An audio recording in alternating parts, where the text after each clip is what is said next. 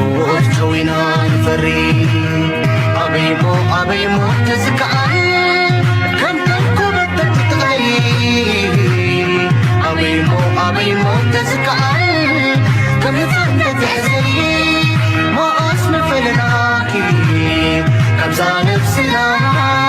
ورد تزكأ أرسي ما حنقرنا كيف موقفنا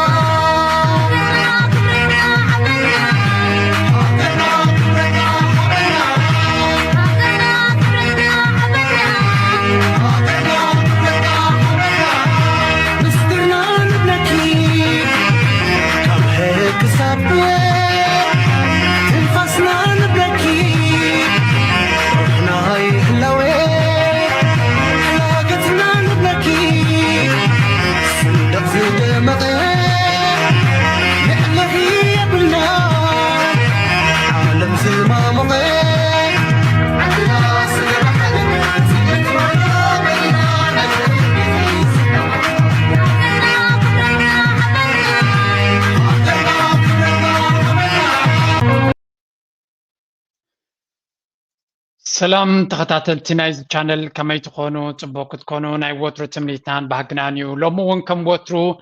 لعولا قداسنا تجلوهم تحسوتات هزنا لكم قريبنا لنا كسام موداتا نايز مدب مسانا كتصنحوا بخبر نعدمكم أقداسن واناون مسكبابينا زخيط بوليتيكاوي قطباوي كمونو تهدراوي أكايدا كنرينا دبلوماسياوي أكايدا كنرينا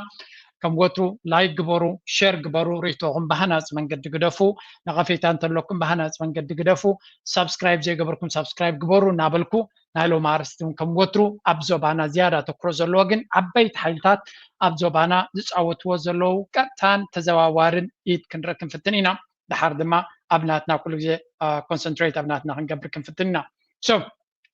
where do we start? Let's go. And the Nile. What's next for Ethiopia's development? The Gulf is pouring money into Egypt, but what does that mean for Ethiopia's development alongside the Nile? Is this just economics or a geopolitical power play, drawing billions from Gulf states like the UAE and Saudi Arabia, eager to invest in infrastructure, ports, and energy? At first glance, these investments might seem like the lifelines of Egypt's struggling economy, but beneath the surface, could this financial tide be shifting the balance in the tense Nile dispute? Is Gulf capital giving Cairo new leverage to challenge Ethiopia's Grand Ethiopian Renaissance Dam project and Ethiopia's sovereignty itself? The UAE and Saudi Arabia aren't just investors, they're key players in strategic chess game. Egypt, strapped by economic woes, has welcomed Gulf billions. زي زربازي من الباتاب كبابينا زلو عبد الوا ايو زنقر زلو سغا إذن جالف ستيت سبحالا ويون هجراتنا إمارات هجراتنا يا زي انتهي بهالجالف ستيتس زين هجرات عرب نبلانينا بفلاي سعود عرب إمارات كما قطر زين هجرات زياتن ديب باكيتس سفح زبالة جبازة اللون أبزوان زدما دارجا جنزبن أيكون النزوبانا زي كون أوروبا أنا أمريكان ون أجدا سنزلوا جنزبيا بتسحن زلوا نهجرات عرب قالوا حد قال سب ولا حنتي أبجبو زي بلوها كبابي زي بلونا عرب زين عقصب الله مالت أب حنقول كا قلب على الخاز سأل كاس اللي خلوها كا خلي وي تاريخ تاريخ تنبرك فتنت خلقها هجرات عرب جنزب الله جنزب كم زلوا أوروبا حبرت زخونا مرحنا أوروبا حبرت متيو ونبحبح يزبل اللهم صلى الله عليه دونالد ترامب مجمر يقول زاب على ما بيجيرو ناب هجرات عرب of course ناب سعودية قطر and then إمارات سلام انتهي كمون because they have money جنزب اندار لك كل يتسجل لك جنزب تزيب الكادمة انتهي زبل له كاب لبام مهورسي دون قرو حفتام يد تسمع عن الزلو بزع على مزي عزي خلبام كتكون تخليها مهور لي كتكون تخليها حفتام تزيكم كابزع على سمع كيال نات كاريتو ترجم يبلون نات كحساب ترجم يبلون حساب نات كان سلام انتهي خطريتو زي صبغ يركبها لكم علمنا بخميات تسرح قال سبع الله فانتازي زنبر علمنا اتا حساس باخا حنقول كان يبقى حق سمارت نيرتو زخوني زبلاكا وتصيت ممصاي بلخ بتسخا تحسب زل غازي فلات يعني سلبام يتفل تخينكا نيبقى حق لبام نير كان تتخون تفلتت كاسي تكبارا وانت زخون نيرو قطبا حق غير مترايه مزبلها سلازي اب قطبا tangible زرع لو انت دايم تيخا انت عينة تحساس لك nobody cares in this world زانا نبرلا زانا عالم بزيا اوبريت تقبر بخمزيا تسرع هاجرات عرب حنقول يبلوم من تمرت يبلوم نيلو كلل دبلالو ገንዘብ ግን ኣለዎም and that is ገንዘብ ከዓ ወላ ብቅዱስ መጽሓፍ ዘሎ እዩ ንዓለም ዘዙራ ገንዘብ ምዃኑ I think ኣብ ገለ ክፋል ናይ መጽሓፍ ምሳሌ ኣብሎ ገንዘብ ክሳዕ ክንደይ ኣገዳሲ ምዃኑ ኣብ ሂወት ስለዚ ገንዘብ ድማ ኣብ መወዳእታ ፍልጠት ተለካ ወይ እውን ልቦና እንተለካ ገንዘብ ከምፃልካ ኸል እዩ ገንዘብ ወይ እውን ረብሓ ወይ እውን ውፅኢት ከምፃልካ ዘይክል ፍልጠት ግን ንምዃኑ ፍልጠት ዲልካ ዳብል ቼክ ክትገብሮም ክትክእል ኣለካ of course with ልቦና ገለገለ ኢልካ ካብ ካልእ ክትርጉሞ ትኽእል ትኾን ኢኻ ኣነ ብዛዕባ ፖለቲካ ክዛረብ ከለኹ እቲ ፖለቲካ ናብ ገንዘብ ዘይቀየርቲ ኮይኑ ትርጉም ከም ዘይብሉ ጥራይ ክትፈልጡ ኣለኩም ሪጋርድለስ እንታይ ዓይነት ፖለቲካዊ ናብ ገንዘብን ናብ ረብሓ እንተደይተቐይሮ ኣብ ዓለም ተቐባልነት የብሉን ክብሪ ድማ የምፃልካ እዩ እዚ ዓለም እዚኣ ኮም እያ እዚ ብምንታይ ክገልፀ ኢለይ ሃገራት ዓረብ ዳርጋ ኮንቬንሽናል ኩሉ ሰብ ዝረዳዳኣሉ ናይ ፍልጠት ሰባት ከም ዘይኮኑ ፍሉጥ እዩ እንታይ ግን ይገብሩ ብገንዘብ እውነት ፍልጠት ገዝኡ ኣለዉ ሎሚ ኣብ በዓል ኢማራት ተኸይድካ መን እዮም ነቲ ሃገር ማኔጅ ዝገብርዎ ዘለዉ እንግሊዛውያን ኣሜሪካውያን ቻይናውያን ህንዳውያን ፓኪስታናውያን እዮም ስለዚ ግብፃውያን ስለዚ እቲ ዝበለፀ ርእሲ ዝብልዎ ኣማሪፆም እዮም ክንደይ ኤርትራውያን እዮም ዘለዉ ኣብ ኢማራት ክንደይ ኤርትራውያን እኮ እዮም ዘለዉ ብሉፅ ሓንጎል ዘለዎም ኣለዉ ኣብ ዝተፈላለየ ካምፓኒታት ዝሰርሑ ስለዚ ገንዘብ እንተለካ ነቲ ርእሲ ዝበሃል ኣብ ዓለም ተምፅኦ ትኽእል ኢኻ ዝኩሉ ኣብ ዩኒቨርሲቲ ፀደፍደፍ ዝብል እኮ ስራሕ ክረክብ ደልዩ እዩ ዝኩሉ ኣብ ሊቃ ኣብ ዝበለፁ ዩኒቨርሲቲታት ድመሃር ዘሎ ሰብ እኮ ዝበለፀ ስራሕ ክረክብ ኢሉ እዩ ዝበለፀ ደሞዝ ክረክብ ኢሉ እዩ ስለዚ ረብሓ ኣገዳስነት ኣለዎ ንመለሳ ብኣርእስትና እዚ ገንዘብ ናይ እዚኣቶም ድማ ነዚ ዞባና ይኹን ዓለም ክዝውር ኢና ንሪዮ ዘለና ኣነ ኣብዚኣ ፀቐይጠ ዝዛረብ ዘለኹ ስለምንታይ እዩ እዘን ሃገራት ዓረብ ዝፈጥሮ ዘለዋ ፅልዋ ኣብ ከባቢና ብቐሊሉ ክረአ ዝኽእል ኣይኮነን ግብፂ ንኣብነት ግብፂ ኣብ ልዕሊ ኢትዮጵያ ፅልዋ ትገብር ዘላ ዝብሉ ሃገራት ዓረብ ኣብ ግብፂ ብብዝሒ ኢንቨስት ይገብራ ኣለዋ ስለምንታይ ግብፂ እንታይ ስለ ዘለዋ ኢንቨስት ይገብሩላ ዘሎ እንተሪልካ ዝሕረስ መሬት ኣለዎ መግብኻ ስለ ዝደልዩ ክበልዑ ስለ ዝደልዩ ዘተኣማምን ቦታ ሕርሻ ከምፃሎም ዝኽእል ቦታ ይደልዩ ኣለዉ ስለዚ ግብፂ ድኻዩ ንዞም ኣይወዳደርን እዩ ናይ ሕርሻ ቦታ ኣለዎ ብዙሕ ፕሮዳክቲቪቲ ዘለዎ ኣብ ኣፍሪካ ዝበለፀ ፕሮዳክቲቪቲ ኣለዎ እዩ ዝበሃል ስለዚ እቲ ግብፂ ትገብሮ ዘላ ሕርሻ ድማ ካበይ ድመፅእ እቲ ኒል ካብ ኢትዮጵያ ስለ ዝብገስ እዩ ስለዚ ግብፂ ኣብ ልዕሊ ኢትዮጵያ ፅልዋ ክህልዋ የብላን እቶም ሃገራት ዓረብ ንኢትዮጵያ እውን ክድግፉ ዝፍትኑ ዘለዉ ንኣብ እውን ዝድግፉ ዘለዉ ጀነራሊ ኣብ ግብፂ ድማ ዝያዳ ኢንቨስት ገይሮም ኣለዉ ኢማራት ውሰዱ ንኣብነት ኢማራት ዝበሃል ሃገር ክንደይ ገንዘብ ኢንቨስት ገይሩሉ ኣብ ኢትዮጵያ ሜይቢ ገሊኦም 4 ቢልዮን ገሊኦም 5 ቢልዮን ይብሉ ኣብ ግብፂ ኸ ክንደይ ዝኣክል ኢንቨስት ገይሩሎ 35 ቢልዮን ገንዘብ ኢንቨስት ገይሩሎ ኣብዘን ዝሓለፋ 5-6 ዓመት ጥራይ ዓብዱልፈታሕ አልሲሲ ካብ ዝመፅእ ጥራይ ስለዚ ክገብር መብፃዕቲ ኣሎ ገሊኡ ገይርዎ ኣሎ ገሊኡ ድማ መስራሕ ኣሎ ስለዚ ብዙሕ ገንዘብ ኢንቨስት ይገብር እንተሎ ረብሓ ኣለዎ እቲ ሃገር እትያ ተገድሶ እያ ማለት እዩ እንድሕሪ ሓደ ሃገር ኣብ ዓድኻ ብዙሕ ኢንቨስት ተዘይገይሩ ረብሓ እውን የብሉን ክከላኸለልካ እዚኣ እቲ ሪያሊቲ ክርዳእና ዘለዎ እዩ እንድሕሪ ኣብ ሃገርካ ዝኾነ ሰብ ኢንቨስት ዘይገይሩ ናትካ ህላወን ዘይህላወን እውን ኣይገድሶን ስለዚ ብስሪኻ ኢኻ ክትከውን ዘለካ ንኣብነት በዓል ቻይና በዓል ካልኦት ኣብ ኢትዮጵያ ብዙሕ ኢንቨስት ገይሮም ኣለዉ ይበሃል ቻይና ኢትዮጵያ ክትፈርስ ኣይደልዋን እዮም ባይ ኖ ሚንስ ኢትዮጵያ ክትፈርስ ኣይደልዋን እዮም ስለምንታይ እንድሕሪ ተኻኢሉሉ ማለት እዩ ከባቢ 15 ቢልዮን ይእውድዋ እዮም ኢትዮጵያ 15 ቢልዮን ዶላር ማለት እዩ ስለዚ ኢትዮጵያ ክትፈርስ ቻይና ኣይደልን እያ ኢፍ ካን ኩሉ ነገር ክትገብር ኢትዮጵያ ንኸይትፈርስ ምክንያቱ ዝኩሉ ረብሓታት ናቶም ዝኩሉ ኢንቨስት ገይሮሞ ዘለዉ ዝኩሉ ሽርክነት ናቶም ክጠፍእ ስለ ዝኽእል ኤውሮጳዊ ሕብረት ብዙሕ ገንዘብ ኢንቨስት ገይሩ ኣሎ IMF ብዙሕ ገንዘብ ኢንቨስት ገይሩ ኣሎ ኣሜሪካ ደይሰይ ግን ኣነ ናይ ኣሜሪካ ኢንቨስትመንት ስለዘይርዳእኒ ክዛረብ ኣይክልኒ ኢማራት ብዙሕ ገንዘብ ኢንቨስት ገይሮም ኣለዉ ኣብ ኢትዮጵያ ስለዚ ኢትዮጵያ ንኸይትፈርስ ኣብ ንኸይወድቕ ዝጓየሉ ዘለዉ ስለምንታይ ምዃኑ ከረዳእኩም ኢለ ኣብቲ ሕጂ ንመለስ ናይ ኢትዮጵያን ልሂቃን ክዛረቡ ከለዉ ድሕሪ ናብ ኤርትራ ስለ ዘልግቦ ብኸምኡ ንሪኦ ኢና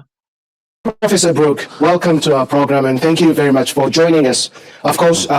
these days we have three major global crises that are currently dominating international attention. We can mention the Russia-Ukraine war, the Israel-Hamas conflict in the Middle East, and the escalating competition among global powers in the Horn of Africa and the Red Sea region. So given these tensions, countries like Saudi Arabia, the UAE and other major powers have increased their military presence in the Horn and Red Sea. So potentially worsening the region's instability. So would you see the key actors fueling these tensions and what are their motivations? First and foremost, thank you for having me. ሕጂ መጀመርያ ትሕቶ ብዛዕባ ኣብ ቀርኒ ኣፍሪካ ዝግበር ዘሎ ኩነታት እዩ እዚ ዝያዳ እቲ ጂኦፖለቲክስ ኣብ ሆርን ከምኡ ድማ ኣብ ሬሲ ኤርያ ዝዛረበሉ ዘለው እዩ ምስታ ቀዳመይቲ ንሪኣ ፀናሕና ሃገራት ዓረብ ኣብዚ ከባቢና ንዝገብርዎ ዘለው እዮም ዲስካቨር ዝገብሩ ዘለው ዝያዳ ናብ ኤርትራ እውን ዘተንብሀ ዘረባ ስለ ዝኾነ ደምፆ ዘለዉ كونتكست كبكم أنا نعطي تمنيت كم زعينت نهورن جيوبوليتكس بإنجليش عبير تي في وين عبير تران تزجبر دسم بالكم ده كندي جزء غريا أكتم جبرنا له أمين حدا جزء كو درجة يلنا كنبل خلينا نحنا إيرترا كم زعينت بزعبة هورن بوليتكس بزعبة تكبابي أوزلو بريزيدنت سياس ترايد زارب زعبو أفكالي كم ويلو بإنجليش كومنتيت زينا كسر زغل ويون أنا لاس قبر زغل أبي إيرترا كم بلاتفورم مثل ذي فطرنا أنا يحزني سلامتايو زين أب عالم زلو you have to set your narrative ناتنا narrative كنقبر لنا ناتنا ترها أب عالم كان سرت علينا أقد أسيت حجر على ناخذ بالكلنا أبتي كباب زلو كنا تقدمه كنت تنزل لنا بناتنا وعم زاروا اللي زلنا نحنا هنا زد ما كوشت إيرترا كاب استوديو إيرترا كابنا منجست استوديو بزبالة من قدي أنت تجبر نيرو كندي كباهاتكم دسم بالكم كندي كباهاتكم كا أيدليان إيرترا تبلوس كسمع دليل اللويم أيدليان إيرترا زبلو ناتهم ريتايو I respect that أنا قلنا عقبال أيدلني إيرترا كابزيوم كريه غير مثلكم نفس وكف هاجر any country تقبروا practice زي سلامتاي نسخة كم حجر مالتيو نات كابزو بخازة لكاتلوا President Sias is a good example كل جزء نايت زوبا نجار زارب ترجعهم له نايت زوبا كبريزنت سياس نلعب لجن تعالوا تبتعتي زلوا أبت فورين أفيرس ديو أبت كالنا بعد دكتور فوريس ديو ما بدنا strategic studies بحال زلوا ساتهم النامتو بتكرنيات لا يكونن بإنجليش مغنياتو the world should listen إيرتراويان insight ناتهم نإيرترا مكرو نايب على جبت تاريخ ما كم زي زلوا نايب على جبت تخيك نايب على سوماليا تخيك everywhere أبقى بابينا ناي السودان there's so many things بزعبا كم زعين نجارات إذا كان تايت مكة كهجر ناتا inputs ناتا حسابات ناتا ريتو ندق خد سد تغل ميديا أنا إيرترا دما كابنا إيرترا أكيد دست أنا الأناليسيس بفلاي نحن زين فلتو إيرترا جنا وش أتفلتو تنببو ولا وندق خوت زي دل تمستيراو قداي قد فدها تي كوت زقبو كوت زخد زنبرة نعو إيرترا بمن قدا كم زجيران تتزاربو كندي دسم بالكم أنا وندس بلني كم حساب دما I really hope أبير تي بقعد جورناليست على ونام تراي كومنتاتورز كون أبير ترى كومنت كم زيلهم كومنت خبروا زخلوا يلا ونكمل كلنا we have enough تراي انتايو لعلو غلغة زغول دقزلو عقمنا إيرترا بسو ولا بساتلايت كونكت يركادي ولا بزوم نامت أخاديو سبيشال زخون بروجرامات أبير تي في دزغرب أبير ترى لما كومنت زوج إزنا جراتسي أب عالم عبيد الوام جبرلنا أنا نعطي حسابي زي قال لهم اللي كنت تقول أنا قلت زيادة أدلاين بالكو أنا كنت تزلون عنا ورأسكو كمان أبيكس بزح رياكت مقبر كله because we want to spread the word نهرترا حساب كم حجر مخان كم حنت حيال هجر كن كونن دلي حيال مخان مالت حيل خاون علم كنت جلس على حسابات كان علم كنت جلس على كتسرت على I'm pretty sure من سيرتا طلع على وايد درجات ليس نزل صبوق يركم زردو ناتو ولا بريزنت ساس كزار كله أبليتس انترفيو ناتو صبوق يراسمير لانيرو. Let's go back to the topic.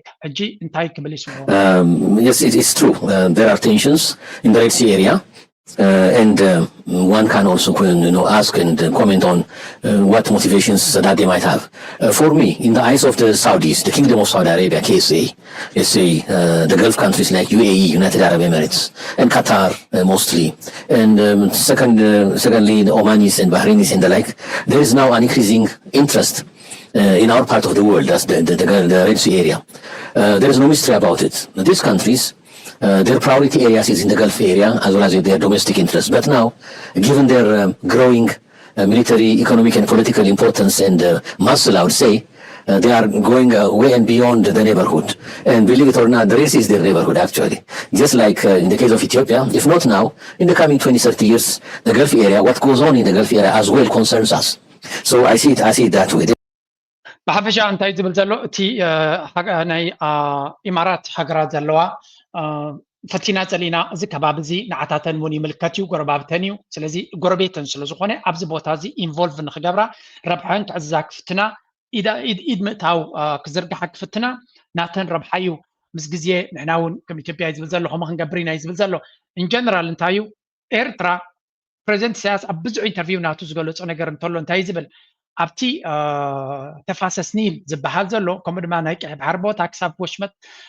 نايتي نعرف قال في اريا زبحال كله نيرترا زملكتا قداي مخانو يزارب سلازي اتزملكتا قداي نبلو زلنا دما if that is نيرتراون زملكتا تقينو ايرتراون كومنت قد قبر لله ካልኦት ኮሜንት ዝገበርዎ ጥራይ ሪያክት ክንገብር የብልናን ሕጂ እቲ ዘረባ ንስለ ዘረባ ጥራይ ዘይኮነስ እቲ ኩነታት ንሳቶም ብተደጋጋሚ ኣብቲ ቦታቲ ስቴክ ከም ዘለዎም ረብሓ ከም ዘለዎም ዝምልከቶም ጉዳይ ምዃኑ እቲ ኣጀንዳ እቲ ድማ ንዓታቶም እውን ዝምልከት ምዃኑ ብዛዕባ ባሕሪ እንታይ ኢሎም ኣለዎ ኣብዚ እስከ ሓደ ካብቶም ዝፅሕፉ ኣብዚ እዋን እዚ ብብዝሒ ዝፅሕፍ ርኢ ኣለኹ ንኤርትራውያንሲ ናይ ኤርትራውያን ኣተሓሳስባ ብሕፅር ዝበለሲ ከመይ ይመስል ብጉዳይ ናይ ባሕሪ ኢሉ በዓል ሓቲቱ እዩ ጋዜጣ ኢትዮጵያ እንታይ ኢላ ትሓትት ኢሉ we need access to the sea ንሕና access ናብ ባሕሪ እንደልለና ይብሉ ኣለዉ it is vital for our survival ንሕና ባሕሪ እንደልለና ምህላዌና ኣገዳሲ እዩ ንብል ኢሎም ኤርትራውያን እንታይ ኢሎም ይምልሱ ኢልካ it's our port ወደብናትና እዩ ይብሉ ኢሉ ፅኑዕ ድሓር ኤርትራውያን ከመይ መሊሶም ክነግረኩም እየ ሽዑ እንታይ ይብል ኢትዮጵያ ቀፂላ ኦኬ ናትኩም ክኸውን ይኽእል እዩ ግን ንሕና ድማ ምሳኻትኩም ዝኾነ ይኹን ርትዓዊ ዝኾነ ዝምድና ጌርና ክንጥቀም ንኽእል ኢና ኢሎም ኢልና ንሓትት ኢሉ ኤርትራውያን እንታይ ኢሎም መልሱ ተቃሊስና ኢና ረኺብና እዚ ባሕሪ እዚ ይብሉና ኢሉ እዚ ሕጂ እንታይ ማለት ኤርትራውያን ኣይሓስቡን እዮም እፁ ኣእምሮም ክብል ይደሊ good ድሕሪ ቀፂሉ እንታይ ኢትዮጵያን yes but international trade ናትኩም እዩ ተቃሊስኩም ረኺብኩሞ ግን ዓለም ለኻዊ ንግዲ ዝበሃል ካሎ ይብሉ ኤርትራውያን ሽዑ ንሕና ናፃይና ናትና ይንህብን ዘይናትና ድማ ኣይንደልን ይብሉኻ ኢሉ ኩሉ እዚ ዝብሎ ዘሎ ትኽክል እዩ ንብል ኢና ግን ኣብቲ ንሱ ዝሓቶ ዘሎ ሕቶ ኣይኮናንኩም ንብል ግን ድሓን ኢትዮጵያ ሽዑ ይብል እሞ ናይ ቁጠባዊ ሽርክነት ከ ቀድሚ ንስኻ ምሕሳብካ ሎሚ መፅሓፍካ ኣብ 91 ሽርክነት ተሓሲብሉን ተዘሪብሉን እዩ ግን እንታይ ይብላ ኣሎ ቁጠባዊ ሽርክነት ተበልናዮም ኖ እንታይ ይብሉ ፀርፊ ይጅምሩ throw insult talk to abi he started it ስለዚ ኣብ ፀርፊ እዩ ዘሎ ቁጠባዊ ሽርክነት ክትብሎም ከለኻ ናብ ፀርፊ እዮም ዝኸዱ ቀፂሉ ሽዑ እንታይ ይብል ኢትዮጵያ ሽዑ can we discuss the actual impact to the Eritreans ስለዚ እቲ ሓቀኛ ፅልዋ ናይቲ ንግዲ ዘይግበር ዘሎ ክንዘራረበሉ ንኽእል ዶ ኤርትራውያን we were mistreated in the past post insulting pictures ስለዚ ከምኡ እንድሕር ኢልካ ንዘራረብ ዶ ገለ ብዛዕባ ህሉ ኩነታት እንድሕር ኢልናዮም ቅድሚ ሕጂ ተበዲልና ኢና ናይ ፀርፊ ስእልታት ክሰዱልካ ይጅምሩ ኢሉ ሽዑ some answers every time no detail the same answers ኩሉ ግዜ ከምዚ ዓይነት ዘረባ እዮም ዝዛረቡ ኤርትራውያን ኢሉ ከባጩ ይድፍትን ዘሎ ኢትዮጵያ ሪኩዌስት ain't a favor ኢትዮጵያ ተሓቶ ዘላ ከምዚ ሓለፋ ኣይኮነን ኣገዳስነት ስለ ዘሎ ገለ ኢሉ ግን እቲ ፅቡቅ ነገር ኤርትራውያን ካ ስለ ዘለዎ ኣነ እኳ ከምዚ ክምልስሎም ኣይፈቱን እንድየ ግን sometimes ጥራይ ዝድግፋነ ኣብ መብዛሕትኡ ግዜ መልሲ ኣይፈቱን እየ ነዚኦም ሰባት እዚኣቶም እቶም ትምልሱ ዘለኹም ድማ እንተተረፈ ፅቡቅ እዩ ምክንያቱ ኣገደስቲ ኢኹም ትገብርዎም ዘለኹም ነዞም ሰባት እዚኣቶም ተዲዮምሎም ነዞም ሰባት እዚኣቶም ኣገደስቲ ትገብርዎም መመሊሶም ንኤርትራ ክፀርፍዋ ከዳኹማ እዮም ትክገብሩ ዘለዎም ግን ካብኡ ናብኡ ካብ ተመለሰ ካብ ተገበረ እምበር ግበርዎ እኳ ይብልኒ ኣነ ናትኩም ሕቶ ካይላ ማርታ ገብራይ እንታይ ኢላ መሊሳትሉላ ኢትዮጵያ we need access to the sea it is vital for our survival ነታ ሕቶናቱ እዮ ንሕና ባሕሪ እንደሊ ንህላዌና ኣገዳሲ እዩ ትብሉ ኢላቶ ሽዑ ኤርትራውያን we have never denied you access to the sea መልስና ኤርትራ ማኣስከ ከሊናኩም መፂኹም ባሕሪ ዘይትጥቀሙ ኣብ ደገ ባሕሪ ዘይትጥቀሙ ትብሎም ኢላትካ ኤርትራኸም እያ ኢትዮጵያ ሽዑ okay but could we work out a fair agreement ሽዑ እንታይ ይብሉ እሞ ርትዓዊ ዝኾነ ስምምዕ ክንገብር ንኽእል ዶ ኤርትራ Ethiopia pays for the port services and Eritrea pays for the electricity it uses. ስለዚ okay ርትዓዊ ቢዝነስ ተደልይኹም ኢትዮጵያ ናብ ደገ ባሕርና ብዓለም ለኻዊ ኣገባብ ከፊላ ትጥቀመሉ ንሕና ድማ ኤሌክትሪክ ካባኹም ክንወስድ ተኾይና ወይ እውን ኤርላይንስ ናትኩም ክንጥቀም ተኾይና ከፊልና ንጥቀም ስለዚ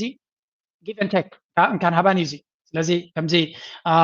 ብንብረት ክንቀያየር ተገሎ ደይኮነ ትኸፍል ንሕና ድማ ንኸፍል ከምኡ ንብለኩም ኢትዮጵያ እንታይ ይብሉ yes but international trade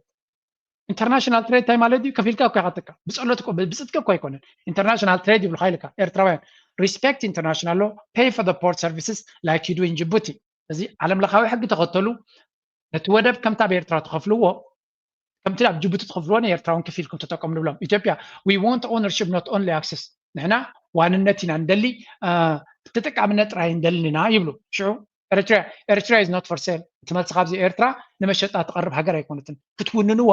ኣይንሸጠልኩን ናት ሃገር ተመልሰበይ ከም ትመፅረይዎ ኢትዮጵያ can we discuss the actual impact on the Eritreans Eritrean starts to laugh can we discuss እቲ ፅልዋ ኣብ ኤርትራውያን ዘሎ ክብል ጀመር ንዓኻ ዝምልከት ኣይኮነን እዚ ጉዳይ ኢልና ድማ ንሳ ኢትዮጵያ our ancestors used to sail in the Red Sea ኩሉ እዚ ዝብለ ዘሎ ትኽክል እዩ ሕጂ እታ መልሲ ዝብዋ ዘሎ ኣባይታ ክንሪኣ ክንፍትን ኢና ምክንያቱ እዚ ዝብልዎ ፀንሑ ኩሉ ኣባይታ ንሪኦ ስለ ዘለና የባህር ጉዟችንን ከግማሹ መንገድ በላይ ተራምዷል። አራይል አቋቁመና ባህር አይላ አቋቁመ ነው እዛ ለመግባት የቀይ ባህር ጉዟችንም እዚ ትንሪዮ ዘለና ኢና ቤዚክሊ ኩሉ ትንብሎ ዘለና ኩሉ ትክንዛረበ ፀናሕና ኣብ መወዳታ ናብዚኣ እያ ዝኾነ ይኹን ሎጂክ ኣይክተሉን እዮም ሓይሊ ባሕሪ ነቆም ኣለና ሓይሊ ባሕሪ ግባአና እዩ ብታሪክ ነይሩና እዩ ወላ ኣብዚ እውን ሓንቲ ቪድዮ ነይራ ነቲ ታሪክ ፅንፅዋይ ናብ ኣክሱም ዶ ናብ ኣክሱማይ ኪንግዶም ዶ ይኸይድ ናብ ገለ ዶ ይኸይድ ኩሉ እቲ እንብሎ ዘለና ቀፃሊ እዮም ዝዛረብሉ ስለዚ እቲ ዘረባ ኤርትራውያን ever since from 100 national engagement established is the fact that Ethiopia is landlocked in the last 34 years. Before that, we had our own marine forces. Going back to thousands of years, medieval period before that, before Christ, and after it, the Aksumite Empire, part of Ethiopia, and it's in. ከምዛ ዝበልኩኹም ቀደም ናይ ባሕጎታት ናይ ነይሩ ኣክሱማይ ኪንግዶም ነይሩና ባሕሪ ኣብ ፅንፅዋይ ዝኣቱ መን ይቀልጢፉ እሶም እዮም ዝኾነ ይኹን መትሓዚ የብሎምን ፅቡቅ ገይሩ ማርታ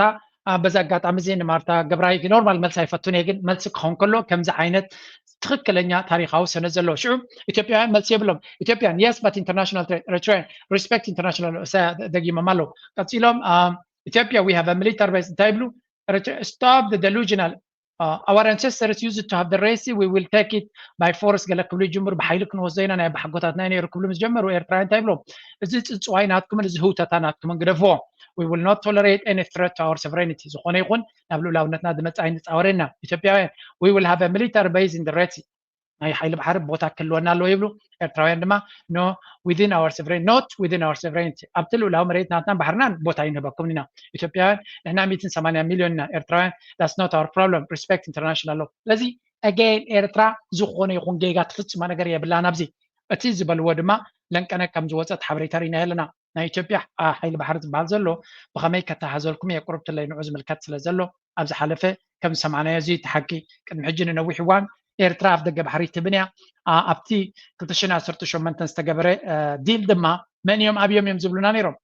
ሽዑ ስእልታት ደውፅእ ከመን እዩ ንግሆም ምሸትን ስእልታት ደውፅእ ሶም እዮም ኣብ ደገ ባሕሪ ዝተገብረ ስምምዕ ተንኮል ዝፈሓሰ ነቲ ስምምዕ ክግበር ዝተሓሰበ ጠጠው ዘበለ ኣብይ ኣሕመድ ምዃኑ ድማ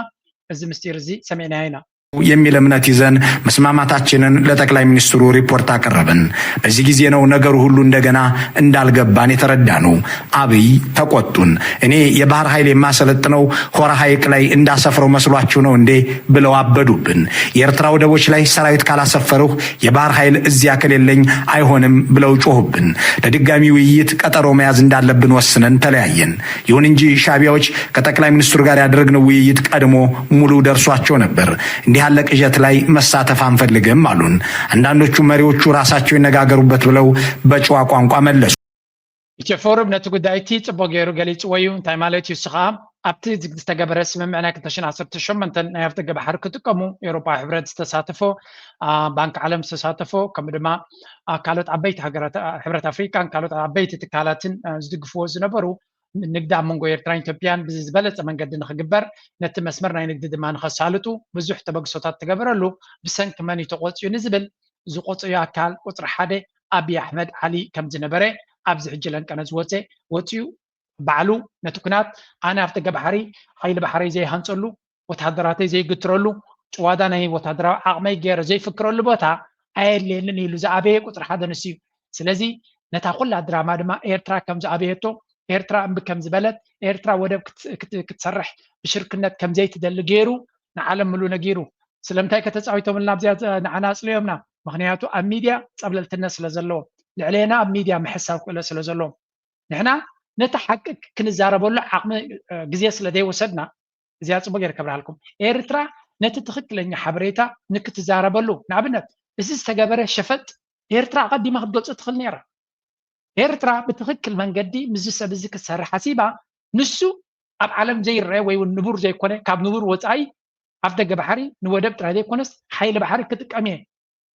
ዋንነት እየ ዝደሊ ዘለኹ ይብል ከም ዘሎ ኤርትራ ብፅሑፍ መንገዲ ንዓለም ክትገልፅ ነይርዋ ኣነ ከምኡ ሪኢቶ ናተይ ገለ ሰባት ኤርትራዊ ትገልፆን እያ ዝገለ ዝብሉ ኣለው ኣይ ዶንት አንደርስታንድ ኤርትራ እኳ ሃገር እያ ሃገር እንድሕር ኮይንካ ሓደ ዘይንቡር ሕቶ ንዝሓተካ ዘሎ እማኻ ተገምጢሉ ብኩሉ መንገዲ ዝኸሰካ ዘሎ ንግሆም ምሸትን ካ ዝኸሰካ ዘሎ ንግሆም ምሸትን ድማ ንሕና ብጎረሮና ተሓኒቕና ዝብል መን ሓኒቕካ ኤርትራ እኮ ንዓ ከም ካልእ ከፊልካ ተጠቀሚላ ትካ ኤርትራ ግን ብተደጋጋሚ ነዚ ዘረባ እዚ ኣብ ዓለም ደረጃ ኣብ ቴሌቪዥናት ድዩ ብኩሉ መንገዲ ክትዛረበሉ ምተገበ ባህላ ያነ ስለንፈርህ ኣይኮንናን ዓቕሚ ስለ ዘይብልና ወይ ገለገለ ኣይኮነን እንታይ ደኣ ሓሶት እንተተደጋጊሙ ሓቂ ስለ ዝመስል ሓቂ ኣብ ገለ ኣብዚ ዓለም ነብረላ ዘለና ብዙሕ ግዜ ሊቃውንቲ ዝመስሉ ክራባታ ዝዓጠቑ ፕሮፌሰራት ዝሽሞም ሓሶት ክዛረቡ እዚ እጅ ቅድሚት ትሪእዎ ዘሎም ፕሮፌሰር ይፀንዩ እዚ ፕሮፌሰር እዚ ኤርትራ ኩሉ ግዜ ሕሰት ከም ትፍፅም ዘላ ገይሩ ይዛረብ ኤርትራ መራሕቲ ናይ ኤርትራ ድሌት ከም ዘይብሎም ወደብ ንክቡ ቅኒ ከም ዘለዎም ኣብ ልዕሊ ኢትዮጵያ ምዕባለ ናይ ኢትዮጵያ ከም ዘፍርሖም ፕሮፌሰር ዝበሃል እዚ ናይ ዲፕሎማት መምህር እዩ ዲፕሎማሲ ዝምህር ናይ ኢትዮጵያን ጥራይ ዘይኮነስ ናይ ሕብረት ኣፍሪቃ ዝነበሩ ዲፕሎማት ኣብ ኢትዮጵያ ኮንፈረንስ ገይሩሎም ነይሮም ዝቐረባ እንታይ ማለት እዩ ውፁእ ዝኾነ ሓሶት ስለምንታይ ግን እዚ ሓሶት እዚ ሓሶት ምዃኑ ከይተፈልጠሉ ዝኸይድ ዘሎ ኤርትራ ብግልፂ ብሳይንቲፊክ መንገዲ ኣብ ሚድያ ብኣግሬሲቭሊ መንገዲ ነዚ ነገር እዚ ዲባንክ ክትገብሮን ክትገልፆን ስለ ዘይካለት ገለገለ ይኹም ኣለኹም እቶም ምሁራት ኤርትራ ንሓንቲ ክገብሩ ይክእሉን እዮም መንግስቲ ኤርትራ ክገብር ዘሎ ምክንያቱ ምሁራት እዮም ዝገብሩ ሶሪ ኣብዚኣ ክርመኩም ምሁራት ግን ብመንገዲ መንግስቲ ኤርትራ ይክኸውን ዘሎ ኣብ ሃገራዊ ቴሌቪዥን ክኸውን ኣሎ ተሰማዕነት ከልዎ እምበር ኢንዲቪዥዋል ሚድያ ምፂኻ ዋላ ናይ ቀደም ሚኒስተር ዝነበረ ናይ ኤርትራ ኣብ መንግስቲ ዘየሎ ኮይኑ ኣብ ኣሜሪካ ኮይኑ ወይ ኣብ ኤሮጳ ኮይኑ ተፅሒፉ ብዙሕ ተሰማዕነት የብሉን ተራ ሰብ እዩ መንግስቲ ኤርትራ ብመንገዲ ፎሬን ሚኒስትር ድዩ ኣብ ፎሬን ሚኒስትር ዝሰርሑ ዘለው ድዮም ኣብ ካልእ ጨናፍር ናይ መንግስቲ ዝሰርሑ ዘለው ነዚ ነገር እዚ ቀፃሊ እንተንፅሕፈሉ ነርና እንተንሕብረሉ ነርና ናይ ኢትዮጵያ ሓሶት ከይወፀም ተተኮሰ ነይሩ ምክንያቱ ውፁእ ሓሶት እዮም ዛረቡ ዘለው ውፁእ ሓሶት እናተዛረቡ ግን ኣብ ዓለም ተሰማዕነት ይረክቡ ኣለው ናቶም ናራቲቭ ዝያዳ ተቐባልነት ይረክብ ኣሎ ካብዛ ርእሲ እዚ ከይወፃና እቲ ሕቶ ናይ ባሕሪ ዝብልዎ ዘለው ብካልእ መንገዲ እውን ምርኣይ የድሊ እዩ ለንቀነ ሓደ ኣገዳሲ ምዕባለ ያጋጢሙ ኣሎ እሱ ድማ እዚ ትሪእዎ ዘለኹም ሓደ ዓብይ ሴኔተር ናይ ኣሜሪካ እዩ ቴድ ክሩዝ ዝበሃል ናብ ፕሬዚደንት ዶናልድ ትራምፕ ኣገዳሲ መልእክቲ ሰዲዱ ኣሎ እቲ መልእክቲ ድማ እንታይ ዝብል ፅሕፍታ የተውለይን እዛ መልእክቲ እዚኣ ትሪእዋ ዘለኹም ንኢትዮጵያ ሬኮግናይዝ ንክገብራ ይሓትዎ ከም ዘለው ንሶማሊላንድ ከም ሃገር ሬኮግናይዝ ክትገብራ ንኣሜሪካ ብወቅዒ ፃውዒት ኣቅሪብሉ ኣሎ ስለዚ እዚ ንሪኦ ዘለና ኣገባብ ሶማሊላንድ ሃገር ንክትከውን ዘሎ ተኽእሎ እናዓበየ ዝመፅእ ዘሎ ምናልባት ኢትዮጵያ እቲ ናይ ኣፍ ደገ ባሕሪ ዝብልዎ ዘለው ድራማ ካብ ሶማሊላንድ ክረክቦ ይኽእሉ ኮኑ ሜይቢ እንድሕሪ ምስቲ ኤምኦዩ ገይሮሞ ዝነበሩ እንድሕሪ ቀፂልሎም ካብኡ ክረክቡ ይኽእሉ ኮኑ ኣነ ኣብዚያ ሕጂ ዘለኽዋ ደረጃ ኣይ ሪሊ ዶንት ኬር ናይ ነፅነት ናይ ሶማልያ ልኡላውነት ናይ ሶማልያ ዘገድሰኒ ይኮነን ምክንያቱ ብጉዳይ ናይ ኤርትራ ጥራይ ዘገድሰና ኣነ ኣየገድሰንን ትኻልእ I'm sorry ናተይ ፖዚሽን ከም እዩ everyone is for himself ነፍሲ ወከፍ ኣብዚ ዓለም ንሃገር እዩ ሃገራዊ ረብሓ ጥራይ ዘገድሶ ሶማሊላንድ ሃገር ኮይና ዲ ኣይኮነትን ኣነ ከም ኤርትራዊ I don't care ክሊር ክኾን ዘለዎ ኣነ ናይ ኤርትራ ረብሓ ጥራይ ከገድሰኒ ዘሊ because ሶማሊላንድ ህዝቢ እዮም ምሁራት ኣለዎም ሊቃውንቲ ኣለዎም ኪላታት ኣለዎም they do their thing 30 ዓመት ካብ ሶማልያ ተነፂሎም ናቶም ባጢራ ኣለዎም ናቶም መንግስቲ ኣለዎም ናቶም ኣካይዳ ኣለዎም ስለዚ እዞም ሰባት እዚኣቶም ሃገር ክንከውንና ኢሎም ምርጫኦም እንተኮይኑ ኣሜሪካ እንድሕር ተቐቢላቶም ፋይን so be it ይስለጦም ሶማልያ ሓድነታ ገለመለ it's not my business ንዓይ ሶማልያውያን ናቶም ቃልሲ ክገብሩ ክእሉ ሓድነት ድዮም ዝደልዩ ነታ ሶማልያ ተሪፋ ዘላ ድዮም ክሕብሩ ዝደልዩ እዚ ንዓዓም ዝምልከት እዩ ኢትዮጵያ ክትፈርስ ድያ ሻሕ ትበል it's not my thing ከም ሕማቅ ክስማዕኩም ኢለ ይኹንኩም ገለገለ ሰባት ከም እዮም ኢትዮጵያ ትበታተን ብዙሓት ሃገራት ትኹን ሻሕ ትበል this is not my thing ኣነ ኤርትራዊ እየ the only thing ንዓይ ዘገድሰኒ ኤርትራ እዩ ዘገድሰኒ ኤርትራ ከመይ ገይሩ ይሰልጣ ኤርትራ ከመይ ገይራ ንቅድሚት ትመፅእ ኤርትራ ከመይ ገይሩ ይሰልጣ እምበር ኢትዮጵያ ትብተን ድያ ኣይትብተንን ሓደ ኮይና ድያ ክትነብር 3 ድያ ክትከውን 8 ድያ ክትከውን 10 ድያ ክትከውን ናይ ኢትዮጵያውያን ጉዳይ እዚ ኤርትራውያን ንሕና እንታይ የገድሰና እዩ ከም ኤርትራዊ ከም ሓደ ኤርትራዊ ኮይንካ ክትሪኦ ከለካ ኢትዮጵያ እንተተበታተነ ፀገም ኣይኮነን ኢትዮጵያ ንክትበታተን ክንፅዕር ኣለና ይብልኒ ፖለቲካሊ እውን ኮሬክት ኣይኮነኩም ንምብትታ ናይ ካልኦት ሃገራት ትሰርሕ ፅቡቅ ኣይኮነን ኢትዮጵያ እዚ ኢምፓየር ስቴት ዝኾነ ንግስነት ናይ ንግስነት ናይ ምስፍሕፋሕ ሕልሚ ዘሎ ኢምፓየር ስለ ዝኾነ ተበቲኑ ንናእሽተ ሃገራት ተኾነ ንኤርትራ ከም ኤርትራ ኮይንካ ክትሪኦ ከለካ ፅቡቅ እዩ ንኤርትራ ገይን እዚ ቆሪፆም ክወስድዎ ስለ ዝኽእሉ ኤርትራ ንምብትታን ናይ ኢትዮጵያ ክሰርሕ ኣለዋ ይብል ኣለኹ ኢትዮጵያውያን ድሮ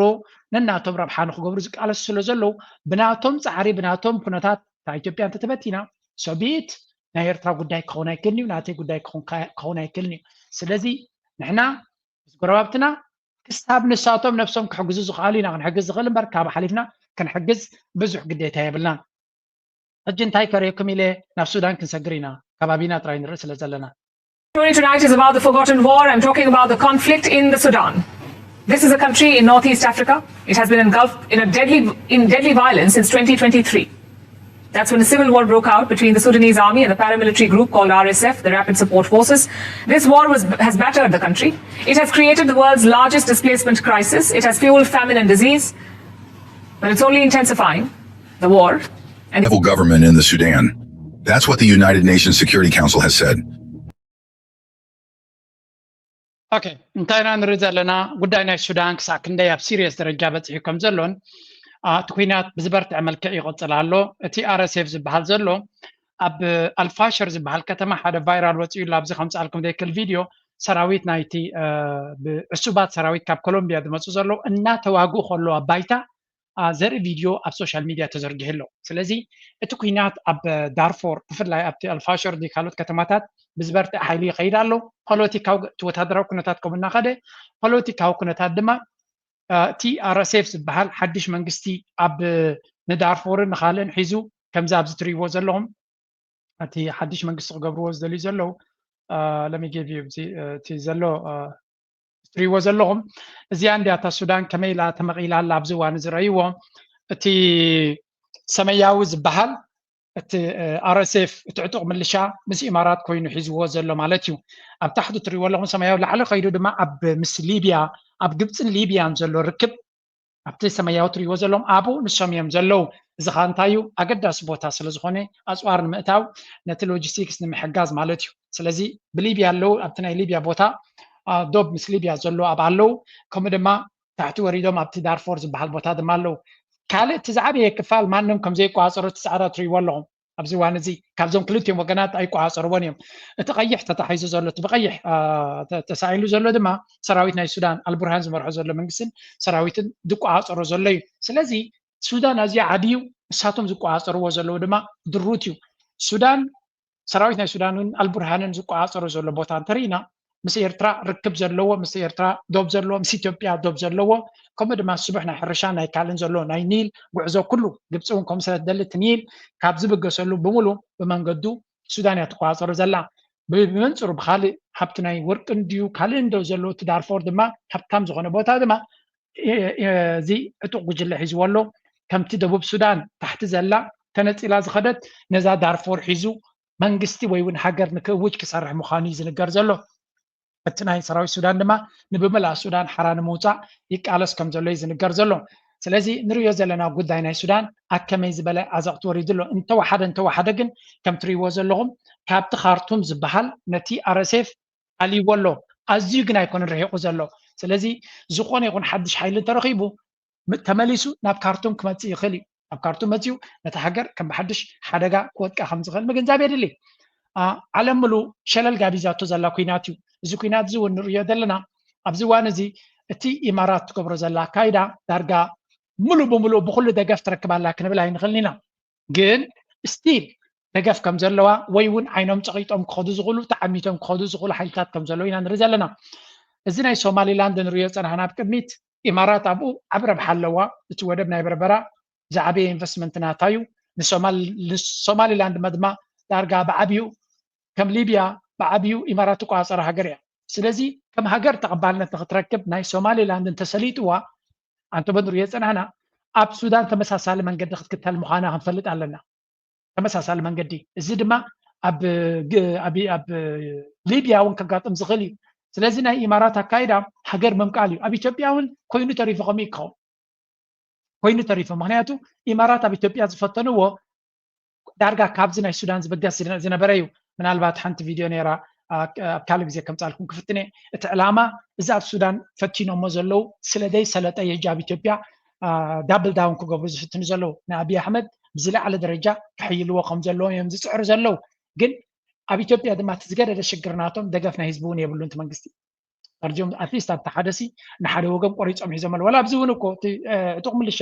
RSF ኣብቲ ደቡብ ሱዳን ኣብቲ ምዕራብ ሱዳን ኣብ በዓል ዳርፎር እቲ ዝኸፈ ህልቂት ኣብኡ ይፍፅም ዘሎ እቲ ዝኸፈ ህልቂት ኣብኡ ይፍፀም ዘሎ ስለዚ እዚ ኩነታት እዚ ከምዚ ንሪኦ ዘለና ንቐፅል እዚ ከምዚ ኢሉ እናሃለዎ ከሎ ሱዳን ኣብ ከምዚ ዓይነት ሓደጋ ወዲቓ ኣላ እናበልና ከለና what's happening ኣብዚ ረኣዩ እጅ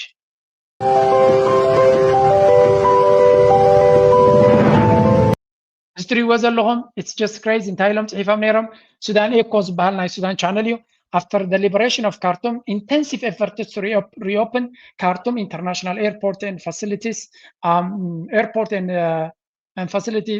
facilitate the return of citizens to their homes. Wow, this is a great news in Sudan.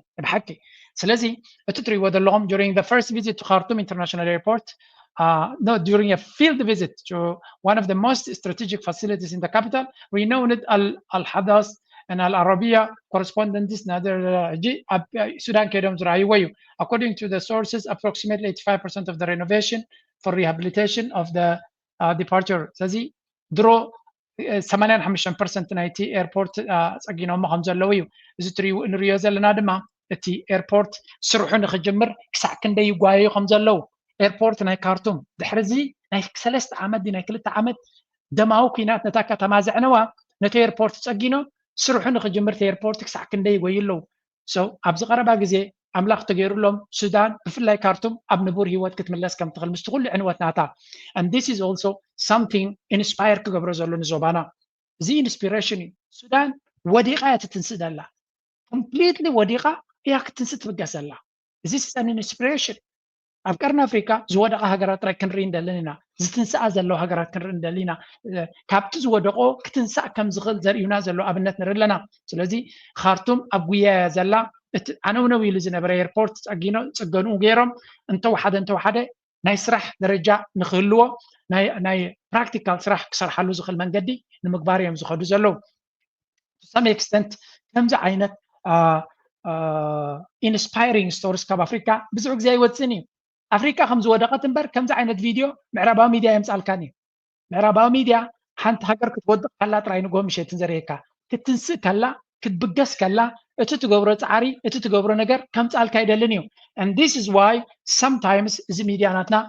ኣገዳስነት ኣለዎ ክብለኩም ዝደሊ we want to see the stories ሓደ ግዜ ምዕራባዊ ሚድያ ከርእየና ዘይክእል ቢቢሲ ከምፅኦ ዘይደሊ ካልኦት ሚድያታት ከምፅዎ ዘይደልዩ ከምዚ ዓይነት ሚድያታት ከምዚ ዓይነት ስራሕ ክንርኢ ንደሊ ኢና እዚ ናይ ብሓቂ ተስፋ ዝህብ ኩነታት and food waste. De-escalating needs make it imperative to address the hunger situation at a scale that is actually required. ከም ንሪኦ ዘለና ሱዳን ኣብ ዝኸፍአ መድረክ ከላ በቲ ሓደ ወገን ድማ ናብ ተስፋ ብፍላይ እቲ ካርቱምን እቲ ንሪኦ ዘለና ምብራቕ ሱዳንን ተስፋ ዘለዎ ናብ ተስፋ ዘለዎ ኩነታት ይኸይድ ኣሎ እንተትኻልእ ሱዳን ንረኣዩውን ሰማዕዩውን እውን ደሰንብድ ኩነታት እዩ ዘሎ ብፍላይ እቲ ኣብ ልዕሊ ዜጋታት ዝወርዱ ዘሎ ሽግር it's just undescribable ክግለፅ ዘይክእል ደረጃ ብፍላይ እቲ RSF ተቆፃፂርዎ ዘሎ ቦታ ናይ ብሓቂ ኣብ ሕማቕ ኩነታት ከም ዘሎ እዩ ዝንገር እንተ ካርቱም በዚ ሕጂ ዘላቶ እንድሕር ቀፂላ ኣብ ቀረባ ግዜ ኣብ ድሓን ዝኾነ ሂወት ክምለሱ ከም ዝኽእሉ ክንደይ ሱዳናዊ ኣብ ኤርትራ ተዓቂቡ ከም ዘሎ ክትፈልጡ ኣለኩም this is kind of good news for them መፅኦም ሰላም ንክነብሩሉ ዝኽእሉ ዕድላት ክፍጥረሎም ከም ዝኽእልን ሱዳን ናብ ፅቡቕ ደረጃ ክትምለስ ከላ ድማ መብዛሕትና ከም ሓንቲ ጎረቤትና ሃገር ብፍላይ ምሳና ድማ ፅቡቕ ዝምድና ዘለዋ ሃገር ከም ምዃና መጠን ፅቡቕ ክስማዓና ይኽእል እዩ ምሉእ ይግበረሎም ጥራይ በሉ ንሱዳን ምሉእ ይግበረሎም ክንብል ንደሊ ሕጂ أكاد زينا نعلم كسجرينا because there is so much of things happening around the world بفلاي بدرجة قطبادي بدرجة بوليتيكاديو اسكما جمريا بزي وددر نايك أنا عبيت هجرات نجمر to win AI we're in a race with China and my view is if they're going to be killer robots I'd rather they be American killer robots than Chinese. Are we winning right now? Is America winning right now? And how likely is America to win the race for AI vis-a-vis China or anyone else? For the next few years, I think America is likely to win. Then it will be a function of who controls the AI chip fabrication. The factories that make the AI chips, who controls them? If more of them are controlled by China, then China will win. More of the factories. انتايم زرب زلو حجي رئيس زلو وي وددر ناي عالمنا بفلاي مونغو امريكان تشاينا نديت وددر نس دما ناي artificial intelligence وي كان ز حدش تكنولوجي اب وتحضراو كتقمل تغل اب سيفيلاو كتقمل تغل اب كل عينت عودي مغنياتو نزلك عقمسب بالحناتون عقمناتون بتعصاصاف درجه كغيرو زخليو حدا ناي عباي تكنولوجي كامباني بيتشاي زبال ناي جوجل الفابت زبال كامباني سوندري بيتشاي زبال انتاي له تزاريب له لنكن فايرال كوين قنيو AIC ز artificial intelligence زبال كمتي انترنت عالمنا زغيرو كابنا انترنت لعل صلوا كلوا خمس خلاب كتبا ابوي ونا في ودك سبات يلو سلازي انترنت نز عالمنا خمي كيروا imagine اب كنتشانشات اب شنشات 290 شمنتن 96 انترنت زي اللي خلو عالم كمينيرا لوم كميلا انترنت كومبليتلي عالمنا غيروا خنا بالكلنا artificial intelligence ما كابون لا على حيلو كلوا سلازغل ابزو وددر زي ناي قدن ابزو وددر استعوته نتزمت زل عالم نسي كززو امونغو تشاينان امريكان زل وددر دما زياده فليتو كمل زخل منيو الى ماسك كابيلا ماسك نلعلي ني اي ديفولت سبالو ندحري لونكم يغانون ترايم زلو كالوت معريز فلت ولو علي فلت وكبلاي كلني قلاب عالمنا كابز بلصو نا اي اي كامباني زلو ابزو وانزي جروك مالتيو مسد ودادر ناي جوجل جيميناي يالو تشات جي بي تي لو كالوت هنا لو جن ابتا artificial intelligence بالحزلو ابتسلا وانت خونه ننوح ستقمل تلو السبزي منيك ودادر ابزوم كلتيوم هاجرات مزبلو وال ابزي حجن احنا هنا نمرح زلنا نايتوم تشيبس بحالو زلو تي artificial intelligence تخدبر بالحن خلوكا نبلحز نتبلحن خد فتره processing power computing power كلوكا له computing power كاتي نتحس حبريتك اكيد خمس الكاز الحيال زغنا ناي كمبيوتر ناي كومبيوتينغ عقم دما ناي امريكا كامباني بعد انفيديا ينز مرحو زلوا سلازي نساتن نت تكنولوجي لو نتي سراح جن نت فابريكاتات جن اب تايواني زلو تقندا قداسي فابريكاتات ناي تشيبس اب تايواني زلو تايوان دما فرق ساعات يا غليا كاب تشاينا دما اكلنا تيات بلا سلازي نزي فابريكاتات زستقصاصره نسي اموداتا كعوت نزي ناي artificial intelligence race بخلا زراربا كوينات ناي تايوان اموداتا انت خقاتم كاين بخمي منقد خقاتم كم زغليزه تنبهزلو that are making the AI chips. You think that will determine it? Yes. And how are we doing versus China on that front? Well, right now, almost all the advanced AI chip factories, they call them fabs, are in Taiwan. And what if China invades Taiwan? 69 miles away from Yeah. If China invades Taiwan, what happens to the world? Well, if they were to invade in the near term, the world would be cut off from advanced AI chips. Currently, 100% of advanced AI chips are made in Taiwan.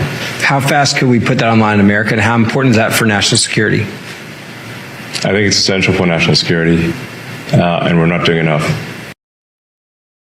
We're in a እንታይ ዝብሎም ዘሎ እቲ ጉዳይ እቲ ናይ ኤአይ እንዲኦም ዝዛረቡ ዘለው እቲ ጉዳይ ናይ ኤአይ ናበይ ገፁ ክኸይድ ከም ዝኽእል እዮም ዝዛረቡ ዘለው እንታይ ማለት እዩ እዚ እቲ ቀንዲ ኣገዳሲ ቺፕስ ዝበሃል ኣብ ቻይና ይድፈር ዘሎ ኖ ኣብ ታይዋን ይድፈር ዘሎ ታይዋን ድማ ግዛት ናይ ቻይና ምዃኑ እንኮላይ ኣሜሪካ ትቕበል ድራማ ክትፈጥር ስለዘለላ ስለዚ ከም ገለ ኢላ ቻይና ንታይዋን ወሪራ እንድሕሪ ሒዛታ ተወዲዩለ ትገይም advanced chips نابز خمسة نايكونن بومنصر تشاينا كتعود كم تخلينا نفلت يقولوا له سلازي تقداي نحنا خك نمنتاي نسعر لنا نت فابريكاتاتنا امريكا نممصع نزبل بزح يكونن تسعري كم تزدلو وصيت يبلون ابزوان زي يزبل زلو لماس عقوبه يكونن بتسكبر زلو اذا حدا كفاليو وددر نايتهم حيلاتنا هنري على كفال دما بسمعوا نتشاينا نمغرق ارت كبر زنبره فتنه كما يلخم زفشلهم زلو. Let's talk about India and China. We've been telling you how they're mending ties. It's not a full-blown reset yet, more like a tactical realignment. Both sides are issuing tourist visas again. Direct flights are set to resume. Export and investment curbs are being eased. And later this month, Prime Minister Modi will be in China. This will be his first trip to the country in 7 years. So the thaw is very much in progress. Here are the latest developments. 1, India is sending diesel to China. The shipment is already on its way. Let's talk. هذا كابتي كندا قداسي جيم أمريكا نشاينا نمغرقار قداميتي تتقيمات اللازم نبرت علامة ويون تارجت تتقيمات اللازم نبرت ني هند تتقيم كايو هندي حدا نقر 4 بليون حزب زلوا عزيب حزب زلوا ناي مزايد تعبيت عداغنا عالمنا من البات حجب قصر اللوجن ناي مجزع عقنا يتزبي مبزعته دخاس لزغونه أقداسي عداغا بالرأي كلني أقداسي جن بس تشاينا زولا در عداغا يكون مسجزي يجن تزحابي زبس حزب زلوا تزبلت عداغاي مبزعته زي تيك عندي تبهاج عداغاي that's why ቻይና ንኤውሮጳ ጉሒፋ ንኤውሮጳ ረሲዓ ኣብ ኤስያ ጥራይ ፒቨት ክትገብር ትደሊ ዘላ እቲ ዕላማ ድማ ህንዲ ኢንዶኔዝያ ቪየትናም ፊሊፒን ማሌዥያ you just tell me burma ኮንሽተይቲ ማይማር ማዓታ ካምቦዲያ ከምኡ እናበልካ ንድሕር ካብቲ ቦታቲ ኣዝዮም ብዙሓት ሃገራት ኣለው ባንግላዴሽ ፓኪስታን ኩሉ እዚ ሃገራት እዚ ንዛረበሉ ዘለና ሚሊየንስ ህዝቢ ዝቕመጠሉ እዩ ሚሊየንስ ኖ ቢሊየንስ actually ብቢሊየንስ ይዛረብ ዘለኹ ነፍሲ ወከፍ ሃገር ብሚሊዮናት ዝቁፀር ዝብሎም ቢሊየንስ ህዝቢ ኣብኡ ዝቕመጥ ስለዚ ህንድን ቻይናን ጥራይ ሓዊስዎም መኽልቲ 1.4 ክልቲኦም 2.8 ቢሊዮን እዮም ከባቢ maybe ከባቢ 30% ናይ ህዝቢ ዓለም ኣብዘን ክልተ ሃገር ይዝቕመጥ ኣብ ልዕሊ ኣዝያን ዝበሃል ሃገራት ተወሲኽካሎም ፍርቂ ናይ ህዝቢ ዓለም ኣብኡ ይቕመጥ ክትብል ትኽእል ኢኻ ስለዚ ቻይና ምስ ህንዲ ትገብሮ ዝምድና ንዓለምና ፋንዳሜንታሊ ሽፍት ክገብር ዝኽእል ብፍላይ ኣብ መንጎኦም ዘሎ ዝምድና እሕውዮም ብሓደ ክሰርሑ ተጀሚሮም ናይ ኣሜሪካ ምትእትታውን ተገዲፎሞ ጌም ቼንጀር ክኸውን ዝኽእል እዩ ቻይና ምስ ራሽያ እንድሕሪ ብሓደ ሰሪሖም ንዓለምና ክቕይርዎ ኣይክእሉን እዮም ዊ ኖ ዳት ስለምንታይ ራሽያ ንሽጢ ዕዳጋ እዩ 120 ሚሊዮን ገለ እዩ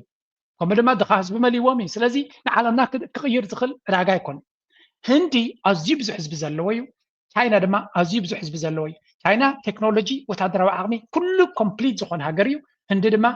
ናብ ጉዕዞ ኒኩለራዊ ሃገር እዩ ንዓበየ ዘኸይ ዘሎ እዩ ክልቲኦም ኣብ መንጎኦም ዘሎ ፀገም ፈቲሖም ብሓደ ብዕምቆት ክሰርሑ ተጀሚሮም ነዚኦም ክልቲኦም ሃገራት ሽርክነት ናቶም ብዕቱብ እንድሕር ሒዞሞ ማንም ሃገር ኣንፃሮም ክኸይድ ኣይክእልን እዩ ስለምንታይ ዕዳጋ ካብ 2.8 ከባቢ 3 ቢልዮን ህዝቢ ዕዳጋ እንድሕር ዓፂዮምካ እንታይ ክትገብር ትኽእል ኣሜሪካ እኮ ነዚ ኩሉ ሃገራት እንታይ ደ ትቐፅዖ ብዕዳጋ ናታ እኳ ትቐፅእ ዘላ ነዚ 300 ሚሊዮን ዝኾኑ ዕዳጋ ናተይ ሂባካኒ እናበለት እያ ተፈራርድ ዘላ ብታሪፍን ገለን እዚአን ክልቲአን ሃገራት ብሓደ ኮይነን ክቐፅዓን ተጀሚረን ዮርዳን there's no much ዝኾነት ሃገር ኣንፃሮም ታክል ክትገብር ኣይትኽእልን እያ ግን እዚ ንኽብፃሕ ናይ ዓመታት ስራሕ እዩ ዘድልዮ ሕጂ እንታይ እዮም ዝብሉ ዘለው ቻይና ክሳዕ ክንደይ በላሕቲ ምዃኖም ህንዲ ኦልሬዲ ኣሜሪካ ነቲ ካብ ራሽያ ገዚኦም ኣቃሚሞም ኣፃርዮም ዝሸጥዎ ዝነበሩ ነዳዲ ናብ ማንም ከምዘይከይድ ገይሮም ስለ ዝኣገድዎም መን ትገዝኣሎም ኣላ ቻይና ድማ ሸውሃት ናይ ነዳዲ ምግዛእናታ መወዳእታ ስለ ዘይብሉ ነዚ ገዛኢ ዝስኢኑ ዝነበረ ነዳዲ ናይ ካብ ራሽያ ወሲዳ ኣፃርያ ትሸጦ ዝነበረት ኤውሮጳ ምግዛእብዮም ካልኦት ሃገራት ድማ ምግዛእብዮም ቻይና ኣነ ክገዝኣልኩም ኢላ ነቲ ዘለዎም ክራይሲስ ከተውፅኦም ትፍትን ኣላ እዚ ድማ ነቲ ኣብ መንጎኦም ዘሎ ንግዲ ብመሬት ዝነበረ ጠጠው ኢሉ ዝነበረ ይኸፍተሎ ዝነበረ ኣብ መንጎኦም ዲፕሎማስያዊ ርክባት ኣብዘን ዝመፃ ዘሎ መዓልታት ፕሬዚደንት ናይ ፕራይም ሚኒስተር ናይ ህንዲ ናብ ቻይና ክኸይዲ ድሕሪ 7 ዓመት ድሕሪ ዝኩሉ ድራማታት ዝተገበረ ኩሉ መንገዲ እናፈትሑ ብሓደ ንክሰርሑ ይጓይ ኣለው and this is actually multipolarity ንብሎ ዝነበርና ብትክክል ክመፅእ ተኮይኑ እዚኣ ኩነታት እዚኣ ጥራይ ክድፋእ ክትክል ኣለዋ እዚ እንድሕር ተደፊሉ ከይዲ እዩ እቲ ንኣሜሪካ ፊት ንፊት ክግጠመሉ ዝኽእል ንኣሜሪካ ፅልዋ ናታ ንምህሳስ ትዛዕበየ ስጉምቲ ክግበር ዝኽእል ራሽያ ህንዲ ቻይና ብዝቐረበ ብሓደ ክሰርሑ ተጀሚሮም ጥራይ እዩ anything else ካልእ ህንዲ ኣብ መንጎ እናተፃወተ ዝግበር ዝነበረ ራሽያ ኩናት እያ ዘላ ስለዚ ኩሉ ነገር ኣብ ግምት ኢኻ ብሪክስ ዝኾነ ይኹን ለውጢ ኣብ ባይታ ከምፅእ ፅልዋ ንእሽተይ ከፈራርዩ ዝኽእል እምበር ጭቡጥ ዝኾነ ነገር ከምፅእ ኣይክእልን እዩ ህንድን ቻይናን ራሽያን ብቅርበት ክሰርሓን ተጀሚረን ንህንዲ ከም ፀላኢ እንተሪኣታ ኣሜሪካ ልክዕ ከምቲ ንቻይና ትገብራ ዘላ እንተሪኣታ ከምቲ ንራሽያ ትገብራ ዘላ እንተሪኣታ I think that's going to be the point where እቲ ዝዓበየ ቼንጅ ወይ ለውጢ ክመፀሉ ዝኽእል ነጥቢ እሱ ክኸውን ዝኽእል እዮም ዝብሉ ዘሎ ሕጂ ናብቲ ኣገዳሲ ኩነታት ከይሰገርኩ ናይ እስራኤል ጉዳይ ኣለኒ ነዚያ እስከስምዑለይ Switzerland, where political and business leaders are considering their options after the United States has slapped one of its highest tariff rates on the Alpine country. Switzerland now has to contend with a flat 39% charge on its exports to the US. That's more than double the EU's 15%. ስዊዘርላንድ ዘለኹም እዚኣ ቀንዲ ንዓኹም ኢለ ዘምፃ ዘለኹ ኣብ ስዊዘርላንድ ሓደ ዓቢይ ራዕዲ ተፈጢሩ ዘሎ እዚ ስጉምቲ ዶናልድ ትራምፕ ወሲድዎ ዘሎ ንቁጠባ ናይ ስዊዘርላንድ ናይ ብሓቂ ዘሰንብት ፍፃመ ኮይኑ ዘሎ ኢትስ አ ስኬሪ ሞመንት ዓበይቲ ካምፓኒታት ናይ ስዊስ ኣብ ቀንዲ ሓደጋ ወዲቐን ኣለዋ ስለምንታይ ኣሜሪካ እቲ ቀንዲ ኣገዳሲ ዕዳጋ ናተን ክነሱ 39 ታሪፍ ማለት ኣብ ውድድር ብፍፁም ክዕወታ ከምዘይክእላ እዩ ስለዚህ እዚ መንገዲ እዚ መፍትሒ ፕሬዚደንት ናይቲ ሃገር ሓንቲ ትሪእዋ ዘለዎም ከይዳ ኣብ ኣሜሪካ ዜራ ወላ ሓንቲ ለውጢ ክተምፅእ ኣይካለትን እቲ ኩነታት ይቕፅል ኣሎ እዚ መፍትሒ ተደይረኺቡ ካምፓኒታት ናይ ስዊትዘርላንድ እንታይ ከጋጥመን ከም ዝኽእል ስምዑ and nearly 4 times the UK's 10% tariff. Switzerland's Tech Sector Association has described the levies as a horror scenario that threatens jobs across the country's export-driven economy. Luxury watches, industrial machinery, Swiss cheeses and chocolates have all been hit with these steep levies in the US, which accounts for nearly 20% of Swiss exports. Nanette Heckler-Fadab is an analyst. Welcome to the day. Could you give us a sense of the challenges these new US tariffs will cause the Swiss economy? For now, they are relatively limited, those challenges. We are estimating that it's probably going to cost the Swiss economy in 2025 maybe 0.2% of percentage points of GDP. And if there is a resolution, then in 2026 there might actually be not many effects at all. Right, and if there's no resolution? If there's no resolution, there might be some transition phase. We would certainly then have to revise our 1% GDP growth in 2026 a bit lower. But for now, Switzerland is really quite well equipped to deal with a transitory shock. It has a lot of fiscal headroom in particular and has, of course, had the experience of other shocks before, in particular stronger currencies. Aha, okay. That's a good news. እንታይ ትብል ዘላ ስዊትዘርላንድ ነቲ ኩነታት ንክትብድሃሉ ትኽእል ተኽእሎታት ኣለዋ እየ ዝብል ዘሎ ብሓፈሻ እቲ ኣሜሪካ ጌራቶ ዘላ ስጉምቲ ነቲ ቁጠባ ናይ ስዊስ ኣብ ኤክስፖርት ዘተኮረ ብዙሕ ለውጢ ከምፅእ ዝኽእል ነቲ ቀንዲ መወዳደሪ ነጥብናቱ ካብ ካልኦት ሃገራት ካብ ናይ ካልኦት ሃገራት ንብረት ዝኸፈ ከም ዝኸውን ወይ እውን ዝኸበረ ከም ዝኸውን ዝኸበረ ይኮነስ ዝኸበረ ከም ዝኸውን ክገብርዎ እዮም እንተኾነ ስዊትዘርላንድ እውን መልሲ ትበሉ መንገዲ ከም ዘለዋ እያ ትነግር ዘላ እቲ ናታ ካልምነስ ሰለርቤት ኣገሪምን ኣሎ ንዓይ ምክንያቱ this is a panic story but again ኣነ ስዊትዘርላንድ ካልኣይቲ ዓደይ ዝነበረላ ሃገረይ ስዊትዘርላንድ ዕውቲ ኮይና ክትወፅእ ዝደሊ because anyway ኩሉ ሃገር ክዕወት እየ ዝደላ ኣነ ጀነራሊ ምክንያቱ ካብ ውድቀት ንረብሖ ነገር የብላን ካብ ዓወት ንረብሕ ኢና ስዊትዘርላንድ ድማ ዳረከፊዩ ንዓይ ብቐጥታ ስለ ፀልወኒ ናይ ደቀ መፅኣይ እውን ኣብኡ ስለ ዝምርኮስ I hope everything works but እዚ ሕጂ ዘሎ ኩነታት ንስዊትዘርላንድ ንቁጠባ ስዊትዘርላንድ is a very critical moment ምክንያቱ ካብ ቻይና ድሮ ምስ ቻይና ፅቡቅ ዝምድና ኣለዎም ግን ንብረት ናቶም ተወዳዳርነት ናቶ ኣብ ቻይና ቻለንጅድ ኮይኑ ኣሎ እቲ ናይ ቻይና ቴክኖሎጂ ነቲ ዕዳጋታት ናይ ስዊስ ብጣዕሚ እዩ ከሸግሮ ጀሚሩ ዘሎ especially ኣብቲ ናይ ሰዓታት ድዩ ወላ ኣብ ናይ ፋሽን ድዩ ኣብዚ ናይ ገለ ቻይናውያን ናይ ዓዶም ንብረት ናቐዶም ይኸዱ ስለ ዘለዉ እቲ ኣገዳሲ ዕዳጋ ቻይና ክነሱ እቲ ዝነበሮም ብልጫታት ናብ ወደለ ክመፅእ ከሎ ልክዕ ከምዚ ናይ ጀርመን መኻይን ኮይነንኦ ዘለዋ ኣብ ኣሜሪካ ግን ዝበለፀ ዕድላት እዩ ነይርዎም ኣሜሪካ ድማ እዚ ሕጂ ቀይራቶ ዘላ ሽግሪ ግን ስቲል ስዊትዘርላንድ እቲ ዝበርትዐ ካረንሲ ስለ ዘለዎ ባጤራ ስለ ዘለዋ ንዑ እውን ክትተዓፃፀፈሉ ትኽእል እያ ዝብል ዘረባ ኢና ንሰምዕ ዘለና ኣብቲ ናታ ርእቶ ከቁርብትለይ ነቲ ኩንነት ቁርብ ዘጉልሕ ዘጋነነ ይመስል ግን I don't think so ክሳዕ ክንዱ ፀገም ዘይብላ ገይረን ክሪያ exports to the US and in terms of the total exports of Switzerland the US are accounting for about 13% so it is a very meaningful market and it is very important that Switzerland can either diversify or find resolutions for sure right so okay Haji nice Swiss we wish all the best ሓንቲ ካብ እስራኤል ድመፀት ሪና ክንሓልፍ ኢና broken some new news this has just come out from the Associated Press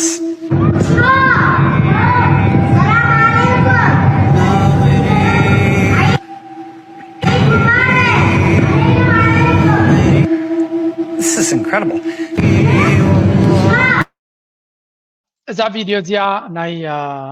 ካብ Associated Press ዝበሃል ዝወፀት ቪድዮ እያ ናይ ብሓቂ ስምዒት ካትትንክፍያ ብኸመይ የደ ስማዓኩም ምዝራብ ስኢና ታጓል እንታይ እዮም ክልተ ቆልዑ ህፃናት እዮም ተኣሲሮም ዘለው ድምፂ ናቶም እዮም ሬከርድ ገይሮሞ ኢድ መዓልቲ እዩ ተቐዲሑ ኣብ እስር ቤት ምናልባት እስር ቤት ተኣትኹም ትፈልጥዎ ትኾኑ ኢኹም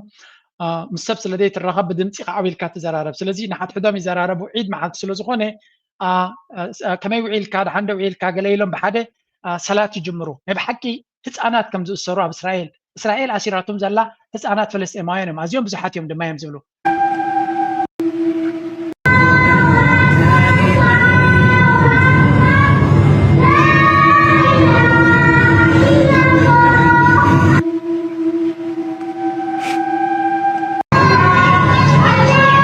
just, I think I'm going to have to hand this off. تزارباي كالتن it's a very sad story ናይ بحكي إسرائيل ኣብ ልዕሊ فلسطين ትገብሮ ዘላ ኣብ ልዕሊ ህዝቢ غزة ህዝቢ فلسطين ትገብሮ ዘላ ብቃላት ክግለጽ ዘይክእል እዩ ህፃናት እዮም ዝኣስርዎም ብዝተፈላለየ መንገዲ ብዘይ ዝኾነ ቤት ፍርዲ ብዙሓት ህፃናት እዮም ዝእሰሩ ኣብ እስራኤል ፈለስጢማውያን ማለት እዩ ኣብቲ ዌስት ባንክ ዝበሃል ወይ እውን ኣብ ካልእ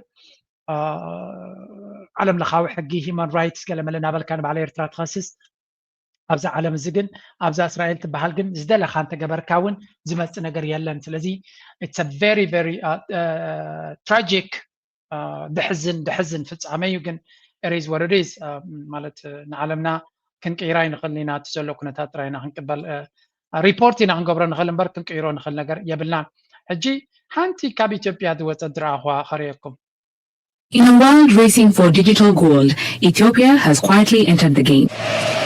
Just outside Addis Ababa, a Russian company is mining Bitcoin, powered by Ethiopia's surplus renewable energy. We have chosen Ethiopia for different reasons. First of all, it's the cost of energy. The second one is the climate conditions.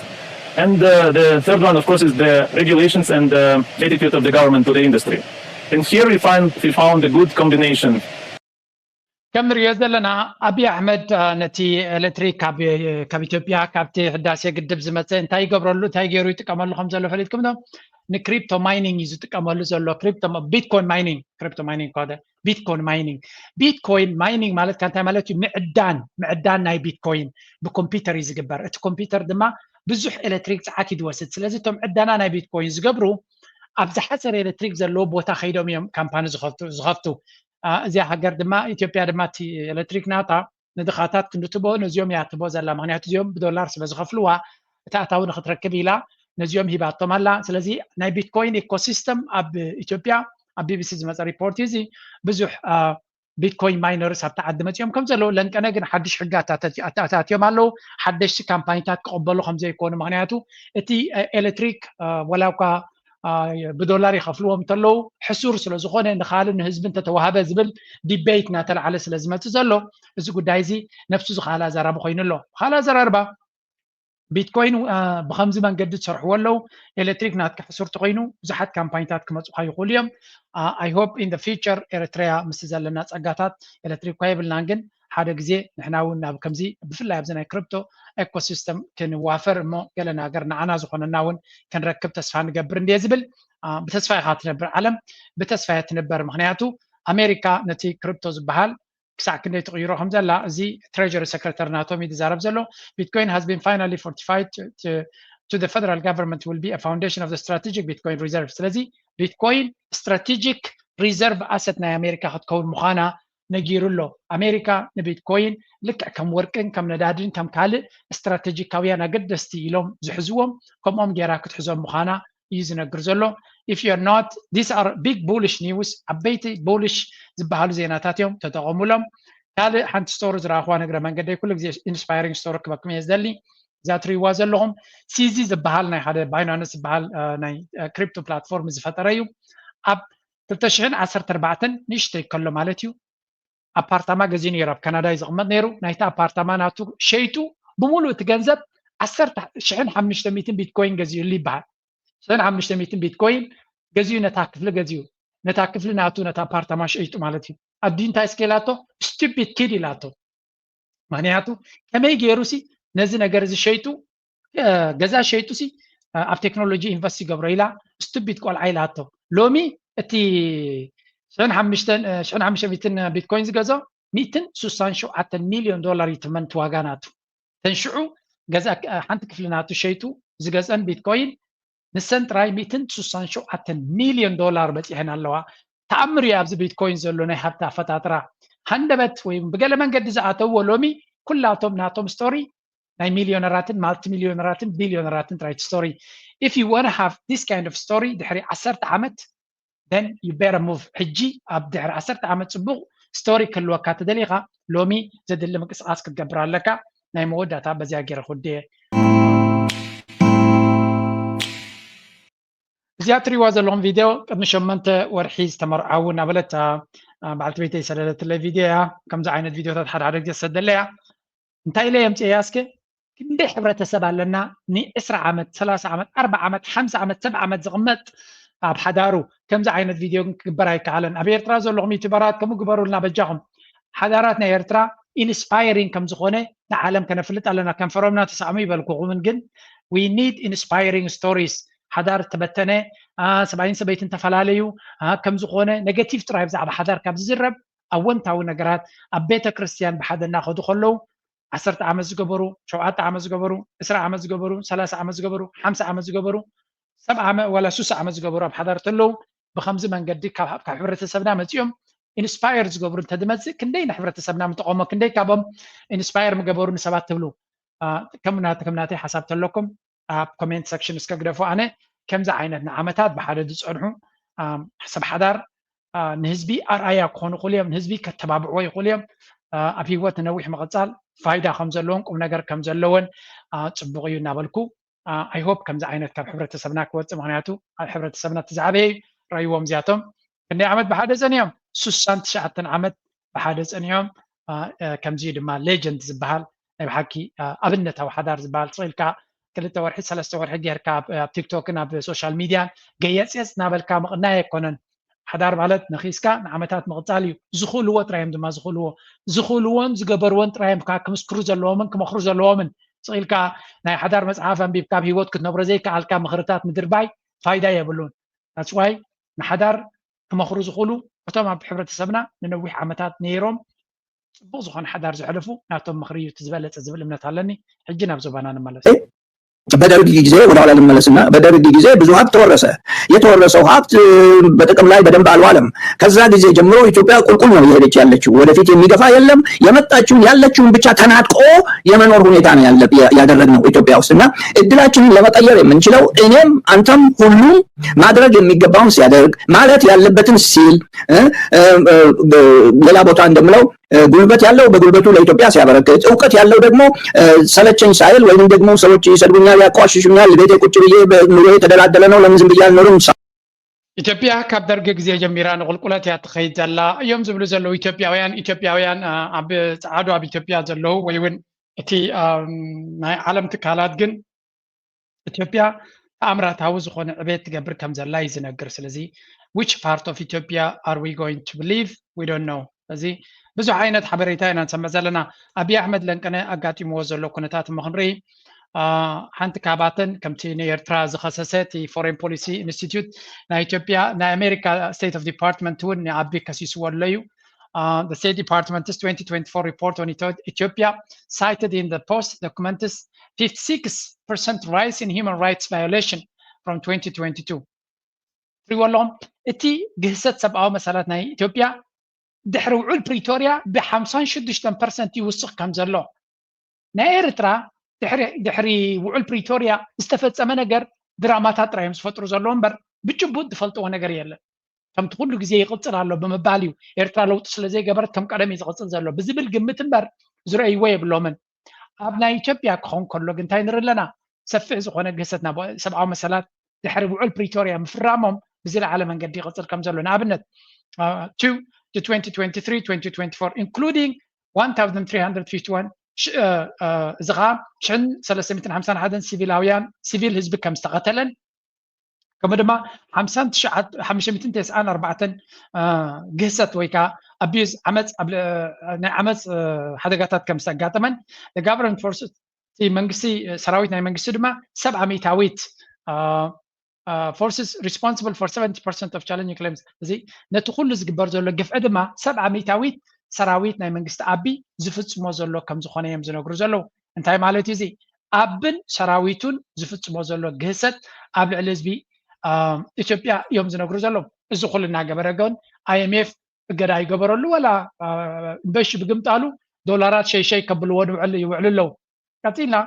ካልእ ሓበሬታ ካብ ናይ UN ኦፊስ ሃይ ኮሚሽነር ናይ human rights ዝመፀ ድማ ከምኡ ድማ ካብቲ Amnesty International ዝበሃል ዝመፀ reference in a report reveal specific atrocities like the January 2024 መርዓዊ massacre ህልቂት ኣብቲ መርዓዊ ዝበሃል ኣብ 24 ወርሒ ሓደ ከም ዘጋጠመን ኣብኡ ድማ 89 ሲቪላውያን ከም ዝተቐተሉ ብመን ብሰራዊት ናይ ኣቢ ብድሮናት ናይ ኣቢ ማለት እዩ እዚ ድማ ብሳተላይት ዝተራእየ ምዃኑን ትዝቕፅል ዘሎ ኩናትን ዕግርግርን ድማ ዝፈጥሮ ዘሎ ፀገም ከም ዘሎን historical context shows Ethiopia's human rights record has deteriorated since 2020 ካልእ ሓበሬታታት ዘርእዮ ዘሎ ሰብኣዊ መሰላት ግሰት ናይ ሰብኣዊ መሰላት ኣብ ኢትዮጵያ ካብ 2020 ጀሚሩ ብናይ ትግራይ ኩናት ጀሚሩ እናበርትዐ ከም ዝኸደን ኣብ 2023 እቲ ናይ human high commissioner ናይቲ human rights ከም ዝሃበ ድማ persistent risks of atrocities ናይ ህልቂት ሪስክ እናቐፀለ እናዓበየን ይኸይድ ከም ዘሎን ኣብይ ኣሕመድ ድማ ኣከም ዓይነት ዝለዓለ ኣበርክቶ ዝገብር ዘሎ መራሒ ከም ዝኾነ ህልቂት ኣብ ምፍፃም ዝቕፅል ዘሎ መራሒ ኣብ ዓለም ኣብ ኢትዮጵያ እዩ ዘሎ ግን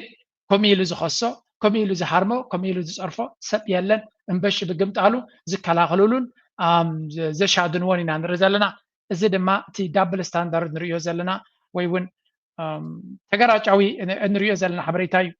ቀፂሉ I think እቲ ሪፖርት ነዊሕ ነይሩ ካልእ ሓንቲ ቻርት ሪአ ነይረ ኣይረኸብኳን ስለ ዘለኹ እምበር እዚ እቲ ሪፖርት ናይቲ ኩነታት ዝነበረ እዩ ሕጂ ሓንቲ ከረየኩም እየ ሕጂ እዚ ንኣብነት ነዊሕ እዋን ካምፔን ዝገብርሉ ዘለዉ እዩ ኣብ ኣምሓራ ዝግበር ዘሎ ኩናት ብድሮናት ገይሩ ህዝቢ ይቐትል ከም ዘሎን ንዓብዪ ኣሕመድ ምስሊ ናቱ ንምድዋን ብዙሕ ግዜ እዮም ከምዚ ስእልታትን ባነራትን እናተገበረ ዝግበር ብድሮናት ህዝቢ ዝቐትል ዘሎ መራሒ ኣብ ኣፍሪቃ ከም ምዃኑ መጠን ዝለዓለ ፀገም ከጋጥሞ እዩ ዝግባእ ብግምጣሉ ንሱ ነቶም ሲቪል ዳይ ዝገብር ዘሎ እምበር ኣብ ባይታ ስዕረት ዘጋጥሞ ዘሎ ንሱ እዩ ሓንቲ ፅሕፍቲ ወፂያ ዘላ ለንቀነ ንብዙሕ ሰብ እውን ዘገረመት እንተላ እንታይ ትብል እያ መሲልኩም ፋኖ ብዙሓት ሰራዊት ናይ ኣቢ ይማርኽ ስለ ዘሎ እንታይ ከም ዝምግቦም ነቶም ሰራዊት ናቱ ጠፊይዎ ኣሎ እዚ ነቶም ብብዝሒ ዝማርኾም ዘሎ ሰራዊት ናይ ብልፅግና ወይ እውን ናይቲ ፌደራል ማለት እዩ እቲ ኣምሓራ ፋኖ ንበይኖም ንዓታቶም ንክምግብ ሎጂስቲካዊ ፀገም ኣጋጢሞ ከም ዘሎን ዝኾነ ኦርጋናይዜሽን ዝኾነ ትካል ኣብዚ ክሕግዝ ዝኽእል እንተሎ መፂኡ ክሕግዘና ኣለዎ እናበሉ ሕቶ ይቕርቡ ከም ዘለውን እዚ እንታይ ዘርእየካ እቲ ኣብ ባይታ ዝግበር ዘሎ ኩናት ካብ ግዜ ናብ ግዜ እናንቆልቆለ ይኸይድ ከም ዘሎን ኣብይ ኣሕመድን ናቱ ኣጀንዳ ናቱ ወታደራዊ ኣካይዳን ስዕረት እምበር ዓወት የጋጥሞ ከም ዘየለ ብግምጣሉ ኣብ ልዕሊ ሲቪል ዝገብሮ ዘሎ ኩነታት ድማ እና ባዕሰ ይኸይድ ከም ዘሎ ንኣብነት ኣብዚ እንታይ ኢሎም ኣውፅኦም ኣለው ኒውስ displaced people in Amhara region shelters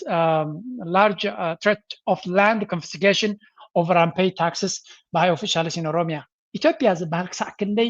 ዝተበላሸወ ዓዲ ምዃኑ በዚኻ ትፈልጥ ካብ ክልል ኦሮሚያ ብሰንኪ ሽግር ዘጋጥሞም ናይ ቀትለትን ካልእን ሃዲሞም ተወለድቲ ናይ ኣምሓራ ኮይኖም ካብ ኦሮሚያ ሃዲሞም ናብ ክልል ኣምሓራ ኣብ ቴንዳታትን ኣብ ማዓስከራትን ዝነብሩ ዘለው ካብቲ ፀገም ኣጋጢሞም ስለ ዝሃደሙ ነቲ መሬቶም ነቲ ገዲፎሞ ዝሃደሙ መሬት ግብሪ ስለ ዘይከፈልኩምሉ ክምንጠል እዩ ዝብል ስግኣት ተፈጢሩሎም ኣሎ እዚ እንታይ ማለት እዩ ኣብ ሓደጋ ዘሎ መሊስካ ኣብታ ጫፍ ንዘሎ ተፅጥፎ ጌርካ ማለት እዩ ለንቀነ ሓደ ተወላዲ ናይ ኦሮሞ ዝኾነ ኣብ ኣክቲቪስት ዲ ዋላ ሚድያ ሰብ በቃ ብትዕቢት ፍንዕንዕ ኢሉ ነቶም ኢትዮጵያውያን ንዕቃትን ገለን ከርኢ ዝውዕል ዝነበረ ኣብ ገለ ከማን ሓንቲ ክሊፕ ናቱስ ደርፊ ብጀካ ናይ ኦሮሞስ ክውላዕ የብሉን ዝብል እዩ ተኣሲሩ ለዶ ክብሉ ቀድንዮም ኣለው ሕጊ ኣልቦነት ግን ኣብቲ ዓዲ ኣብ ዝለዓለ ደረጃ ይበፅሑ ዘሎ እንታይ ይብሉ ኣለው እዚኦም መን እዮም ኣብዚ ከማን ኣለኩም ስለዚ ብሰንኪ ሽግር ካብ ክልል ኦሮሚያ ሃዲሞም ኣብዚ ወለጋ ዝበሃል ናይ ኦሮሞ ኮይኑ ግን ኣምሓራውን ኣብኡ ዝነብሩሉ ካብኡ ሃዲሞም ዝነበሩ ናበይ ከይዶም ነይሮም in West Shua zone currently sheltering in the Jara and China campus in Amhara region have told that this Sunday they were informed their land would be confiscated if they failed to pay taxes on the properties they were forced to abandon. ካብቲ መሬቶም ተገዲዶም ሃዲሞም ዘለው ግብሪ እንተዘይከፊሎም እቲ መሬት ክህገር ከም ዝኽእል እዮም ዝነግርዎም ዘለው ኩሉ እዚ ዘረባ እዚ ድማ ነቲ ቃልሲ ናይ ኣምሓራ መመሊሱ ዝሕየል እዩ ኣምሓራ ፋኖ ድማ ብብዝሒ መንእሰያት ይዓስልዎም ዘለው ከም ዝንሪኦ ዘለና ሓያል ወታደራዊ ኣቃውማ ካብ መዓልቲ ናብ መዓልቲ ብብዝሒ መንእሰይ ይዓስሎ ኣሎ ምክንያቱ እቲ ፀገም ናይቲ ዓዲ እናበኣሰን እናኸፈን ይኸይድ ስለ ዘሎ ናይ ግድን እቲ ኣምሓራ ክዓስል ሓንቲ ሪፖርት ላ ሙሉእ ብምሉእ ሓቅነታ እኳ ከረጋግፅ ኣይከኣልኩን ግን እዚ ጀነራል ኣበባው ታደሰ ዝበሃል ብናይ ኣቢ ረጂም ስርዓት ናይ ኣቢ ተኸሲሱ ከም ዘሎ ሓደ ሰሊኹ ዝወፅእ ሓበሬታ እዮም ዝብልዎ ዘለው ኣይ ካኖት ኮንፈርም ኢት ስቲል ግን ሓበሬታ ስለ ዝኾነ ሸር ክንገብሮ ኢና unconfirmed news yuzi ተጠርጢሩ ከም ዘሎ ምክንያቱ ብዙሕ ስዕረት የጋጥሞ ስለ ዘሎ ሰራዊት ናይ አቢ ኣብ ኣምሓራ ጥራይ ዘይኮነ ዋላ በኦሮሚያ ነቶም ዓበይቲ ሓለፍትናቱ ኣብ ምልክት ሕቶ እትይዎም ከም ዘለዎን ንብዙሓት እውን ብመርሕነት ናይ ብርሃኑ ጁላ ተኣሲሮም ከም ዘለው ዝገልፅ ሓበሬታ እውን ኣሎ ስለዚ እቲ ኩነታት ካብ ሕማቅ ናብ ዝበኣሰ ይኸይድ ከም ዘሎን ቅድሚ ሕጂ እውን ዓበይቲ ጀነራላት ገሊኦም ብወለንቶም ገሊኦም ድማ ብኣቢ ተገዲዶም ካብ ስልጣኖም ክእለዩ ከም ዝመረፁን ከም ዝተገደዱን ዝገልፅ ሓበሬታ ብዝሰፍሐ መልክዕ ኣብቲ ናይ ሚድያ ናይ ኢትዮጵያ ዝዝረብ ዝነበረ እዩ ስለዚ ዘይምትእምማን ኣብ ልዕሊ ሰራዊትን መኮንናት ናቱን ንዓብየ ይኸይድ ኣሎ ምስቲ ናይ ዕልዋ መንግስቲ ብተደጋጋሚ ዝፈርሆ ዘሎ ድማ እዚ ገለ ካብቲ ክንሪኦ ንኽእል እዩ ምናልባት እሙናት ተወለድቲ ናይ ኦሮሞ ኣብቲ ብልፅግና ምስ ከብሉ ዝኽእሉ ናባቶም ክፅጋዕ ዝኽእል ሓደ ካብቲ ኣብ ከምዚ ዓይነት ስርዓት ኣብ ከምዚ ዓይነት ደረጃ ክትበፅሕ ከለካ ዘጋጥም ኩነታት ተሎ እንታይ እዩ ኩሉ ግዜ ክትሃድም ኢኻ ትፍትን ጥርጠራን ስግኣትን ንዓብየ ስለ ዝኸይድ ናይ ግድን ገለ ነገር ክገብር ኣለኒ ክብል ክፍትን እዩ እዚ በቲ ሓደ ወገን ክኸውን ከሎ ናብ ትግራይ ናይ ትግራይ ሓበሬታ ድማ ክንሰግር ብዙሕ ካሎ ብወገን ክንሪኦ ንደሊ ዘለኹ ግን ሌትስ ስታርት በዚያ እስከ ንጀምር መጀመሪያ እዛ ናይ ጦርነት መቼ ጥቃት እንጀምር በሚለው አልተስማሙም ነበር። በቂ ዝግጅት አድርገናል። አሁን ፈጥነን እናጥቃ በሚሉና እስካሁን የተዘጋጀንበት እንዳለ ሆኖ ያልተዘጋጀንበት ዘርፍ አለ። በሁሉም ዘርፍ ሳንዘጋጅ አሁን ጦርነት መጀመር የለብንም የሚሉ መካከል ልዩነት ተፈጥሮ ነበር ይላል ጁላ። በቴክኖሎጂ ብቻ ሳይሆን በእግረኛ የጦር ክፍሎችም ከመቼም ጊዜ በላይ ተዘጋጅተናል የሚል ሪፖርት አቀረበ። እንታዩት ኢትዮጵያ ዝበሃል ናይ ድራማ ሃገር እንዲሁ ንኩናት ተዳሊና ኣይተዳለናን ዝብል ዘረባ ቀጻሊና ንሰምዕ ሕጂ ተኣማሚንካ ኣብ ምንታይ በፂሖም ኣለዉ እንታይ ዕላማ ናቶም ንክትፈልጥ እውን ክብድ በለ እንዲሁ ግን ድሓን ንቐፅል ሸለሊልና ክንሓልፎ ኢና ከምኡ ዝብል ድራማ ቀጻሊ እዩ ኣብቲ ናቶም ሚድያ ላንድስኬፕ ዘሎ እዩ እስከዚያ ስምዑለይ እቲ ኣብ ልሂቃን ናይ ትግራይ ዘሎ ኩነታት ክንሰምዕ ማሕበራዊ ሚድያ ዶክተር ፋሲካ ባዕሉስ ዛልሂቅ ትብልሲ ዝሽከማሲ ኢና ብስርመንዲ ባዕልዋና ገለ ይብል ነይሩ ሓቁ እዩ ባዕልዋና መን እዩ ማለት ልሂቅ ኣብ ትግራይ ክህሉ ግዴታ እዩ ልሂቅ ማለትስ ካብቲ ማሕበረሰብ ፀብለል ዝበለ ዝሓሸ ዝሓስብ ዝሓሸ ረኣያ ዘለዎ ማለት እንዲወዶ ኣብዚ መድረኽ ዝዕደም ዘሎ ለንሱ ተዋሂሉ እናተገመተ እዩ ኣብ መድረኻት ብዛዕባ ፀገም ትግራይ ንዓዘቲ ተዋሂሉ ትዕደም ተሎ ከምኡ እዩ ስለዚ ልክዕ ከምተን ኣዴታትና ዘውግዕኦ እከለ ኢኮ ተጋጊዩ እከለ ኢኮ እናተባሃለሱ ኢሉ ሽም ብቻ እናጠቐስና እንድሕር ነው እሱ ንክኸውን ተኣዩ ኮይኑ ዝብልካ ሕዚ ሜሱ ኣዱኛ እናነገረና ነይሩ ላይክ ናሬቲቭ ተባላሹና እዩ ንሕና ናትና ንብሎ ክንምርሐሉ ንኽእል ክንጓዓዘሉ ንኽእል ጥዑይ ናሬቲቭ የብልናን ዝተዋሃበና ነገር ተቐቢልና ዝኾኑ ሰባት ንባዕሎም ዝሕሾም ክኾኖም ዝኽእል ከስርሖም ዝኽእል ናሬቲቭ ከም ንሪኦ ዘለና ኣብ ኢትዮጵያ ዘሎ ድራማቲክ ዝኾነ ኣብ ትግራይ ዘሎ እዚ ዘረባ ኣዝዩ ስለ ዝበዝሐ ኣይ ቲንክ ይዛረቡ ግን መን ኣብ ትግባረ ክወስዶ ዊ ዶንት ኖው ኣይ ቲንክ እቲ ፍኑው ዘረባ ዝፈጥሮ ዘሎ ዝንቡዕ ዝኾነ ኣካይዳ ከም ሓደ ዓብይ መምሃሪ ነቲ ዞባ እውን ክንብሎ ንኽእል ኢና ብዘረባ ጥራይ ዝፍታሕ ነገር የለን እወ ዘረባ ክፉት ዘተ ክፉት ዘረባ ምይይጥ ሓሳብካ ምልዋጥ ፅቡቅ እዩ ግን ነዚ ዘረባ ዝወሲዱ መን እዩ ከተግብሮ ዘሎ እቲ ሶሻል ሰርክል ነቲ ናይ ማሕበረሰባዊ ቫልዩስ ኣበይ ገፁ እዩ ዝኸይድ ዘሎ እወ ትዛረብ ኣለኻ ማይክሮፎን ሒዝካ ኣብ ዝተፈላለየ መጋባያታት ይዝረብ እቲ ኩነታት ግን ናበይ ገፁ እዩ ዝኸይድ ዘሎ ምግምጋም ከድልዮም እዩ እዚ ረኣዩ ንኣብነት ሰፈሽሕለ ትኸፍል ትድፈሪልኒ ካልቢ ቀልጠዎ ትድፈሪ ንቐተኝ እዩ ሕሹ ኣጋጣሚ ይፈልጥ ክገልፀለ ይደልየ ምንም ዘስገኒ ነገር የለን ቢያንስ 3-4 ደቂቃ ልኾንሲ ሽጉጥ ኣቀባቢልኒ ናብ ክሳደይ ማለት እዩ ስልክን የውግዕ ነይሩ ጓል ኣንስተይቲ أنا خم ديرو قافل ثلاثة سلكو بالنستيتي وقانيرو مجرشوا صحابي لني عايز يقولوا صحابي لأنه هم بيقولوا عزياتي بقري ولا إنفكشن بس فكرة عزياتي وقعني مالتي مجرشوا لقنا نسيسي ما جنزاز كتنززي لنا نسي انتاينا نسمع زلنا أبزون كالي نعوز مسل كالا رسي واتشينيرو نشنشون كالا توتي أمنيرهم ولا بمنقسنا إثيوبيا بقفي بعبيو زرب زلو يزوم من سيات تقارو خينوم كاب تقراي نادي سابا خيدوم تقراي زفتم زلو سركن كتلتن كندي جزي تزاريبنا لينا لو مخا تقراي زنقاسوتهم تقراي تقراي زوحدتهم سرقتي انه انا بادي سابا كيدوم هسان عقيتهم እንታይ ብሕፅር ዝበለ እዞም መንእሰያት ትሪእዎም ዘለኹም ካብ ትግራይ መፅኦም ንአዲስ ኣበባ ማለት እዩ ትግራዋይ ስድራ ፈሊጦም ነዚ ቆልዓ ጨውዮም ሚልዮናት ገንዘብ ሃቡና ብምባል ክዘምቱ ዝፈተኑ ኣጋጣሚ ብትዕባር ናይ ፖሊስ ከም ዝተታሕዙ እዩ ዝንገር ዘሎ እዚ ካብ ምንታይ መፅኡ እንድሕር ኢልካ ድማ እቲ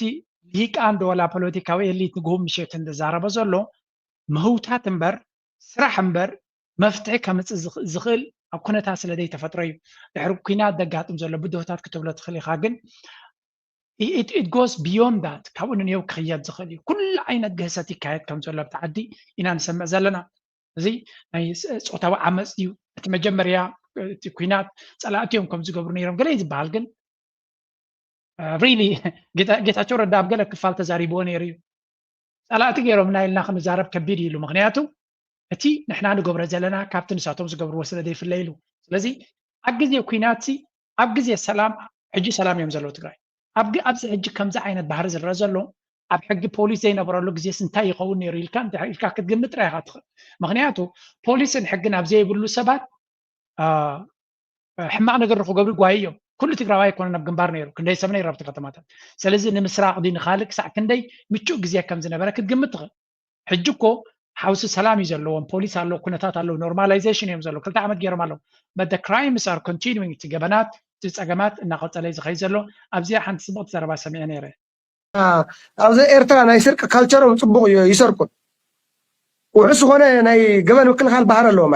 እዚ ዘይምድናቕ ማለት ንሓቂ ዘይምምስካር ማለት እዩ እዚ ሓቂ እዚ ትምስክር ንዝኾነ ኣካል ክተድንቕ ኢልካ ኣይኮንካ እንኳን ናይ ከምኡ ዘሎ ርክብ ዘለዎስ ናይ ፀላእኻ እውን ትጠቅሙ ትመሃር ኣለካ ናይ ሓውካ ናይ ዓልኻ ድኽመት እውን ብድፍረት ኢኻ ክትቃለሶ ዝግበአካ ኣና ፀገመለይ ከምኡ ከኢሎም ሓደ ግዜ ፅቡቕ ኣልዒልካ ኣለይ ብጣዕሚ ፅቡቕ ነገር ኣልዒልካ ባይ ዘ ወይ እዚኣቶም ዋላ ናይ ኤርትራ መንግስቲ ተቃዋምቲ ናይ ሻዕብያ ተቃዋምቲ ፕሮፓጋንዳ ሰሪሑ ኢሎም ናብ ኣስመራ ከይደ ኣብ ሓደ ቦታታት ዝረኽብዎ ኣብ ትግራይ ዝኸውን ኢለ ተመነኽዎ ናይ ሃገረሰብ ያው ናይ ሃገረሰብ ኣሎ ካብቲ ኣስመራ ውፅእ ኢሎም ዝኸዱ ብሳይክል ከይዱ ኢሎምስ ካብቲ ፅርግያ ጠጠው ኣቢሎም ወንተን ባይስክል ኣብ ፅርግያ ጠጠው ኣቢሎም ብእግሮም ይኸዱ ናብቲ ገዛውቶም ገጠር ስለ ዝኾነ ሕማቕ እዩ ብሳይክል ስለ ዘይተኣትዎ ካብ ንግሆ ኣብኣ ፀንሖም ሒዞም ዋን ኣስመራ ይኸዱ ምሸት ድማ ኣብኣ ደብሪኦም ይኸዱ ተር ኢለ መዓት ሳይክል እየን እዚ ኣብ ኢትዮጵያ ተዝኸውን ቴሌፎን ደቂ ኣንስትዮ ኣብ ናይ ድሕሪት ጅበአን ከምዚ ኢልካ ኣብ ኣሜሪካ ኖርማል እዩ ኢልካ ኣብ ድሕሪ ጅባኻ ገይረካ ዝኸይድ ዋንስኬስ ትርኢ ኢኻ ኣብ ኤርትራ ትርኢ ኢኻ ብድሕሪተን ገለን ዝኸዳ ቆልዑ ትርኢ ኢኻ ኣዲስ ኣበባ ይከኣል ዶ እግደፎ እሞ ገለ መደንዘዚ ገይሮም ካብ ጅባኻ ገለታት ገይሮም ካ ዝኸዱ እኳ እንደው ቴሌፎን ኣብ ዝረአ anyway ሓቂ ካብ ኤርትራ ንምውፃእ ከቢድ ስለ ዝኾነ እቲ ዕላማ ግን ኣብ ዝስምዕዎ እዚኣ እታ ቪድዮ ዝሰርሓ ስታሊን ናይታ ብሽክሌታ ንዓናው ነገር ይምናግደፍ ነቶም ካብ ኤርትራ እንትርፎ ሕማቕ ፅቡቕ ክወፅእ ዘይደሊ ዳኸሙ ስምዕዎም ኣብዚ ሕጂ ብርጌድ ንሓመዱ ማለት መንግስቲ ኢትዮጵያ ብዝተፈላለየ መንገዲ እንዳገለፆ ዝመፀ ናይ ቅዋም መግለፂ ነይሩ ኣብ ናይ ኤርትራ ባሕሪ ወደብ ዝምልከት ብፍላይ ከዓ ምስ ተጠቃምነት ተተሓሒዙ ናይ ዋንነት ሕቶ ዳ እምበር ናይ ተጠቃምነት ሕቶ ይኮነን ዘልዕል ስለዚ ምስ ተተሓሒዙ ንምንታይ ብርጌድ ንሓመዱ እዚ ጉዳይ እዚ ዘለዎ ቅዋም ብዕሊ ዘይገልፅ ወይ ድማ እቲ መንግስቲ ኢትዮጵያ ዘልዕሎ ዘሎ ጉዳይ ኩና ዘይኹኑን ወይ ሎም እውን ሕቶ ዘልዕሎ ኣለዎ ታዮም ዝብሉ የግዳስ ብርጌድ ንሓመዱ ተስማዕሚዑ ዘሎ ኣብ ዕልዋ ስርዓት ህግደፍ ጥራሕ መንግስቲ ኢትዮጵያ ይሓግዝ እምበር ጉዳይ ባሕርስ ልዕሊ ህግደፍ ኣይኮነን ዝብል ስምምዕነት ኣለዎም እውን ኢሎም ሕቶ ዘልዕሉ ኣለዉ ኣብዚ ጉዳይ ዘለካ ኸ هو نحن حتىنا قدامنا حتى هزبني حتى دعنا هزبي زمان تبعتين ندهالو نحن بشدة ندهالنا بزعبة زكون قال إن زعبة وكيف تعديله جمالات جن قبل الله نزنا نما تحنا مالت أيقونه كنت زبال كوفي لكن بحري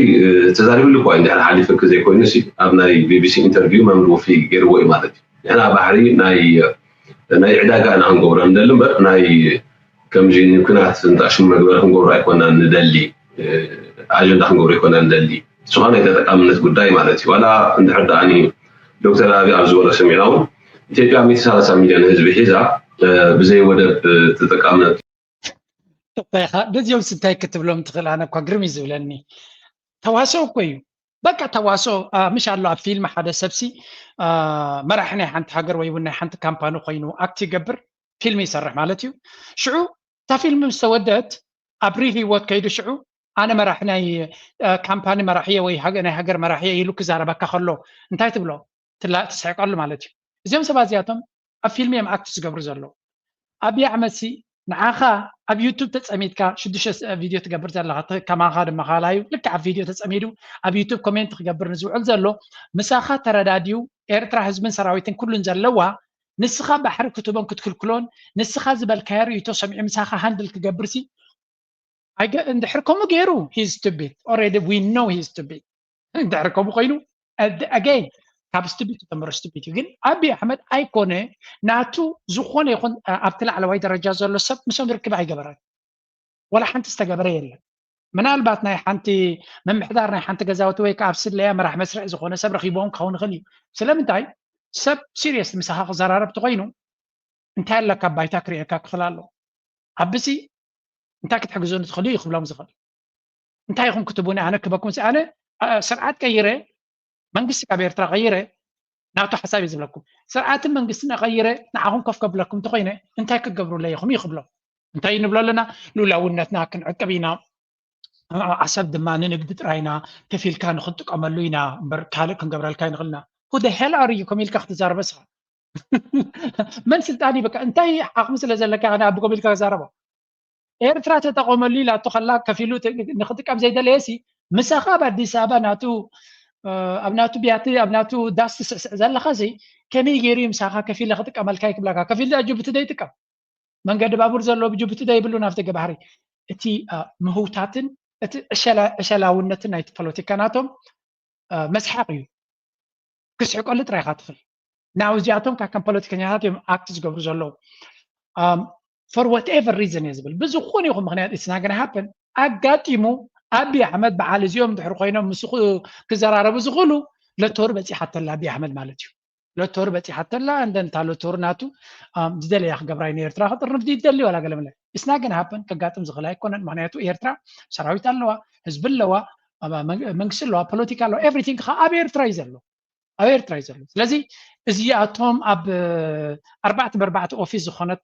أيكونن حجر تغيير نتا ناي فيديو ناتو باك جراوند عبد الحريد زلا نعاود أب حمش عمد تغيير هاي كالن مايكروفون تغيير هاي كالن كرسي تغيير هاي كالن this guy تي كالاي كم مراحي لهم نبرجين حمد زي قطر وزلوا دما كده تغيرسي بوليتيكا تغير يد مسلو سلازي زيوم سبعة زياتهم كسع كندي أمنا بوليتيكا تواصل ينبرلو كندي من سين عمزة أمنا له يريه حزن دما مالت إيرترا أبتم بتقاومه بلحت سبات اللوية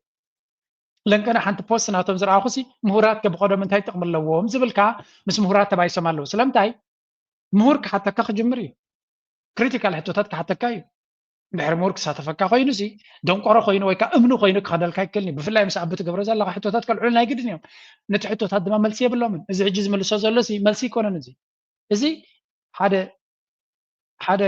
ignorant stupid trash ዝኾነ ሰብ ክዛረበ ዝኽእል እምበር ምስ ሓደ መራሕና ይካል ሃገር ከምዚ ኢልካ ክትዛረብ ኣይትኽእልን ኢኻ ምክንያቱ ኣብይ ኣሕመድ ከምዚ ኮነንቲ ኢንቴንሽንስ ናቱ ከፍ ኢሉ ንክጥቀም ዝኽልኩሉ ኣካል የለን ከፍ ኢሉ ንክጥቀም እንተኮይኑ ናብ ኤርትራ እንተክገብር ናብ ኤርትራ ከይዱ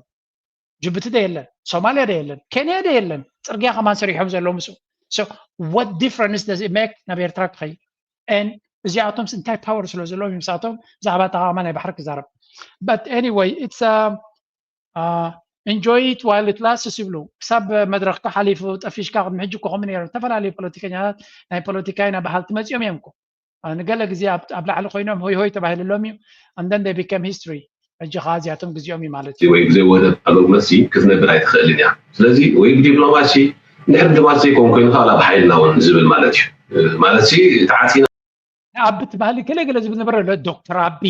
ዶክተር ፕራይም ሚኒስተር አቢ ክብል ዝጅምር I like this that ናይ ሓሶት ደረጃ ትማሊ ንበዓል ደብረፅዮን ድዩ ነቶም ጀነራላት ናይ ትግራይ ኣብሰር እሱ ክሽከሞም ዝደሊ ዝነበረ ኢሎም ኩላቶም ስለ ዝጓሓፍዎ ዶክተር ኣብን ዶክተር ፊልድ ማርሻል ብርሃኑ ጁላን ክብሉ ጀሚሮም ኣለዉ ፅንሒ ኢሎም ድማ I don't know ምስመን ክሰርሑ ክኾኑ ኩልዮም ግን you will see another face of them كما نابلو بقى ناب كينيا خاطو يم بوغيروم ناب اوغندا دبو افريكا خبص يوم كبا مغنياتو تاكونتات مسلا تابس لزلا ወይ ከዓ ሚትና ሳይነብርና ዛይነት እዩ ስለዚ ኣብኩም ከኣተኻ እንታይ ናብ ሓይልን ናብ ካልእና ብዲፕሎማሲ ክትፈትሖ ትዝቐለለ ኣማራፅን ወይ ከዓ መንገዲ እንዳሃለወካ ብዛዕባ ካልእ ዘዛርቡን የብልካ ስለዚ ብርጌርና ሓመዱ ምስ መንግስቲ ምስ ዝኾነ ይኹን ኣካል ኩናት ኣብዚ የለሉ ኩናት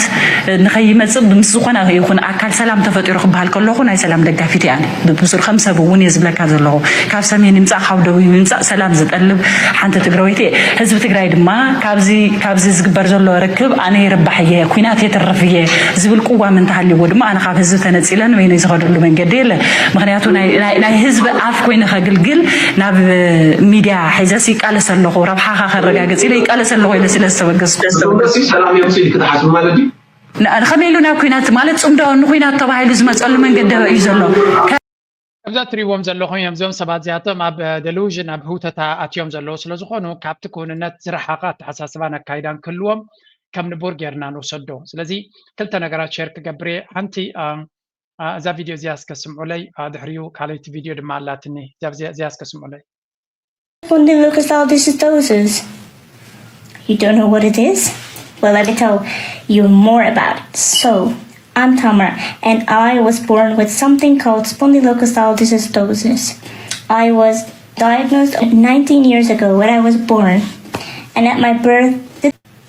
that's why I spent around my whole childhood visiting hospitals, going to therapy, and currently I still go to therapy. But the thing is, spondylochondrosis, it's a condition of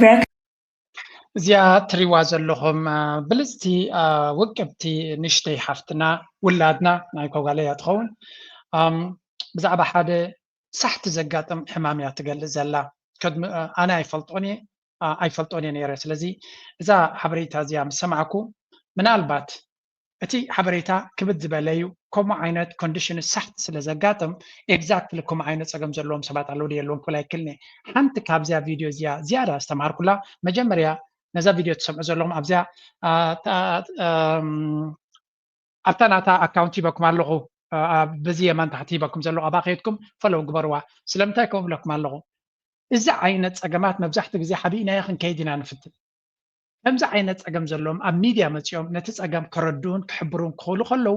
ኣመና ኣገዳሲ ነገር እያ ብሕብረተሰብ ስለምንታይ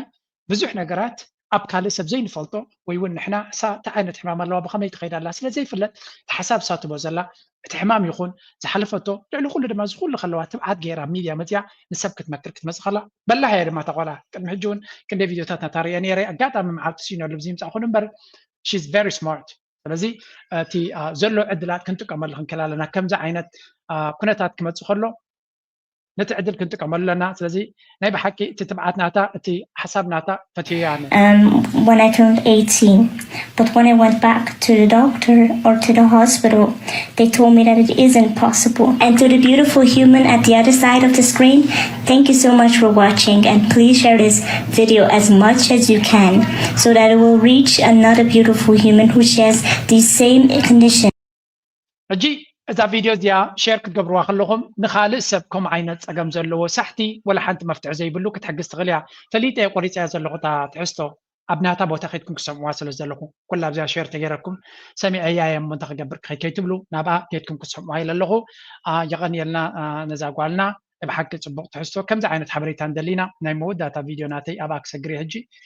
Daniel Taklai Hantagadasit survey up social media post Gerneru. A critical question for every Eritrean. If you could choose one path for our nation's future, what would it be? حنت كابزيم كلن حتوتات انت تمرتو عينيت مخانتني رايزبل نابنت ابزو حجز لنا يا مدرق وطرح هذا قدامنا تاي منغس إيرترا انتاي كهون على وتبلو إيرترا منغس إيرترا امنتاي كتكر على وتبلو تنبتا زلوا قطباوي معباله economic development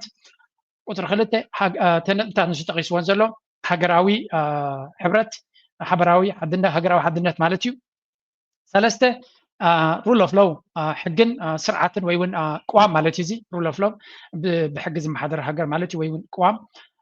ራብዓይ ፅቡቅ ምሕደራ ቤተር ጋቨርናንስ ቁጥሪ ሓሙሽተ ዲፈንድ ኣገንስት ኢትዮጵያ ኢንቨሽን ምክልኻል ሃገር ምድሓን ኣንፃር ናይ ኢትዮጵያ ተፃብኦ ወይ እውን ወራር ማለት እዩ ሽዱሽተ regional peace ዞባዊ ሰላም ርጋትን ሸውዓተ housing construction ናይ ህንፃ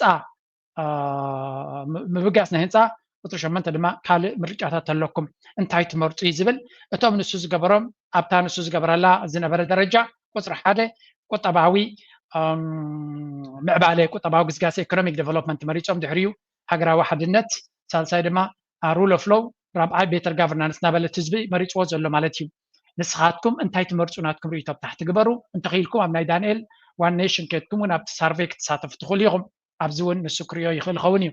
ኣነ ንዓይ እንታይ መሪፅካ እንድሕር ኢልኩምኒ ኣነ ስለ ዝመረፅኩ ኣይኮነን ከምኡ ኮይኑ ጌና ውሕዳት ሰባት ገይሮምሉ ከለዉ እየ መሪፀ ቁፅሪ 1 ናተይ ቁጠባዊ ኢኮኖሚክ ዴቨሎፕመንት ቁፅሪ 2 ደለያ ቁፅሪ 2 ድማ ኣብታ ናይ መወዳእታ ዘላ ሃውሲንግ ኮንስትራክሽን ኢለ ሳልሰይቲ ድማ ሩል ኦፍ ሎው ኢላነ ማለት እዩ ስለምንታይ ከምኡ ኢለ ሕጊ ቋም ዘይብላ ሃገር ሕጊ ዘይብላ ሃገር ብዙሕ ቁጠባ ክትገብረላ ይትኽእል ኢኻ እዩ ዝበሃል ኣነ ግን ሕጊ ወላ እኳ ብፅሑፍ ተዘይሃለዎ ሕግን ሕጋውነትን ኣሎ ያ ብኤርትራ ዝያዳ ግን ቋም ግበር መንግስቲ ምሕደራ ከተመሓሽ ኣለካ እንድሕሪ ኮይኑ እዚኦም ነገራት እዚኣቶም ቀልጢፎም ኣይከውንን እዮም ብኻልእ ዘራርባ ነዚኦም ንክትገብር ግዜ ክትፅበ ኢኻ ኤርትራ ድማ ክትፅበይ ደልያን እያ ኣነ ስለዚ እቲ ሕገ መንግስቲ የድልዩ ቋም የድልዩ ኣዝዮም መሰረታውያን እዮም እሳቶም ግን ካብ ሎሚ ንፅባሕ ክግበሩ ኣይኮነን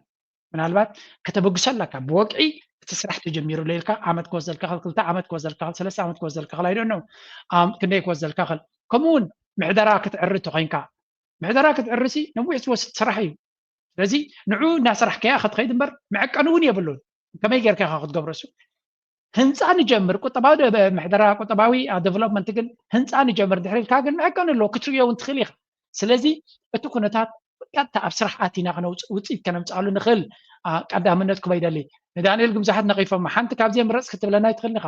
ምክንያቱ መንግስቲ ኣበይ ከተኩር ኩለን ከዓ እንደለና ቀዳምነት ናይ ትትወኒ ኢሉ እምበር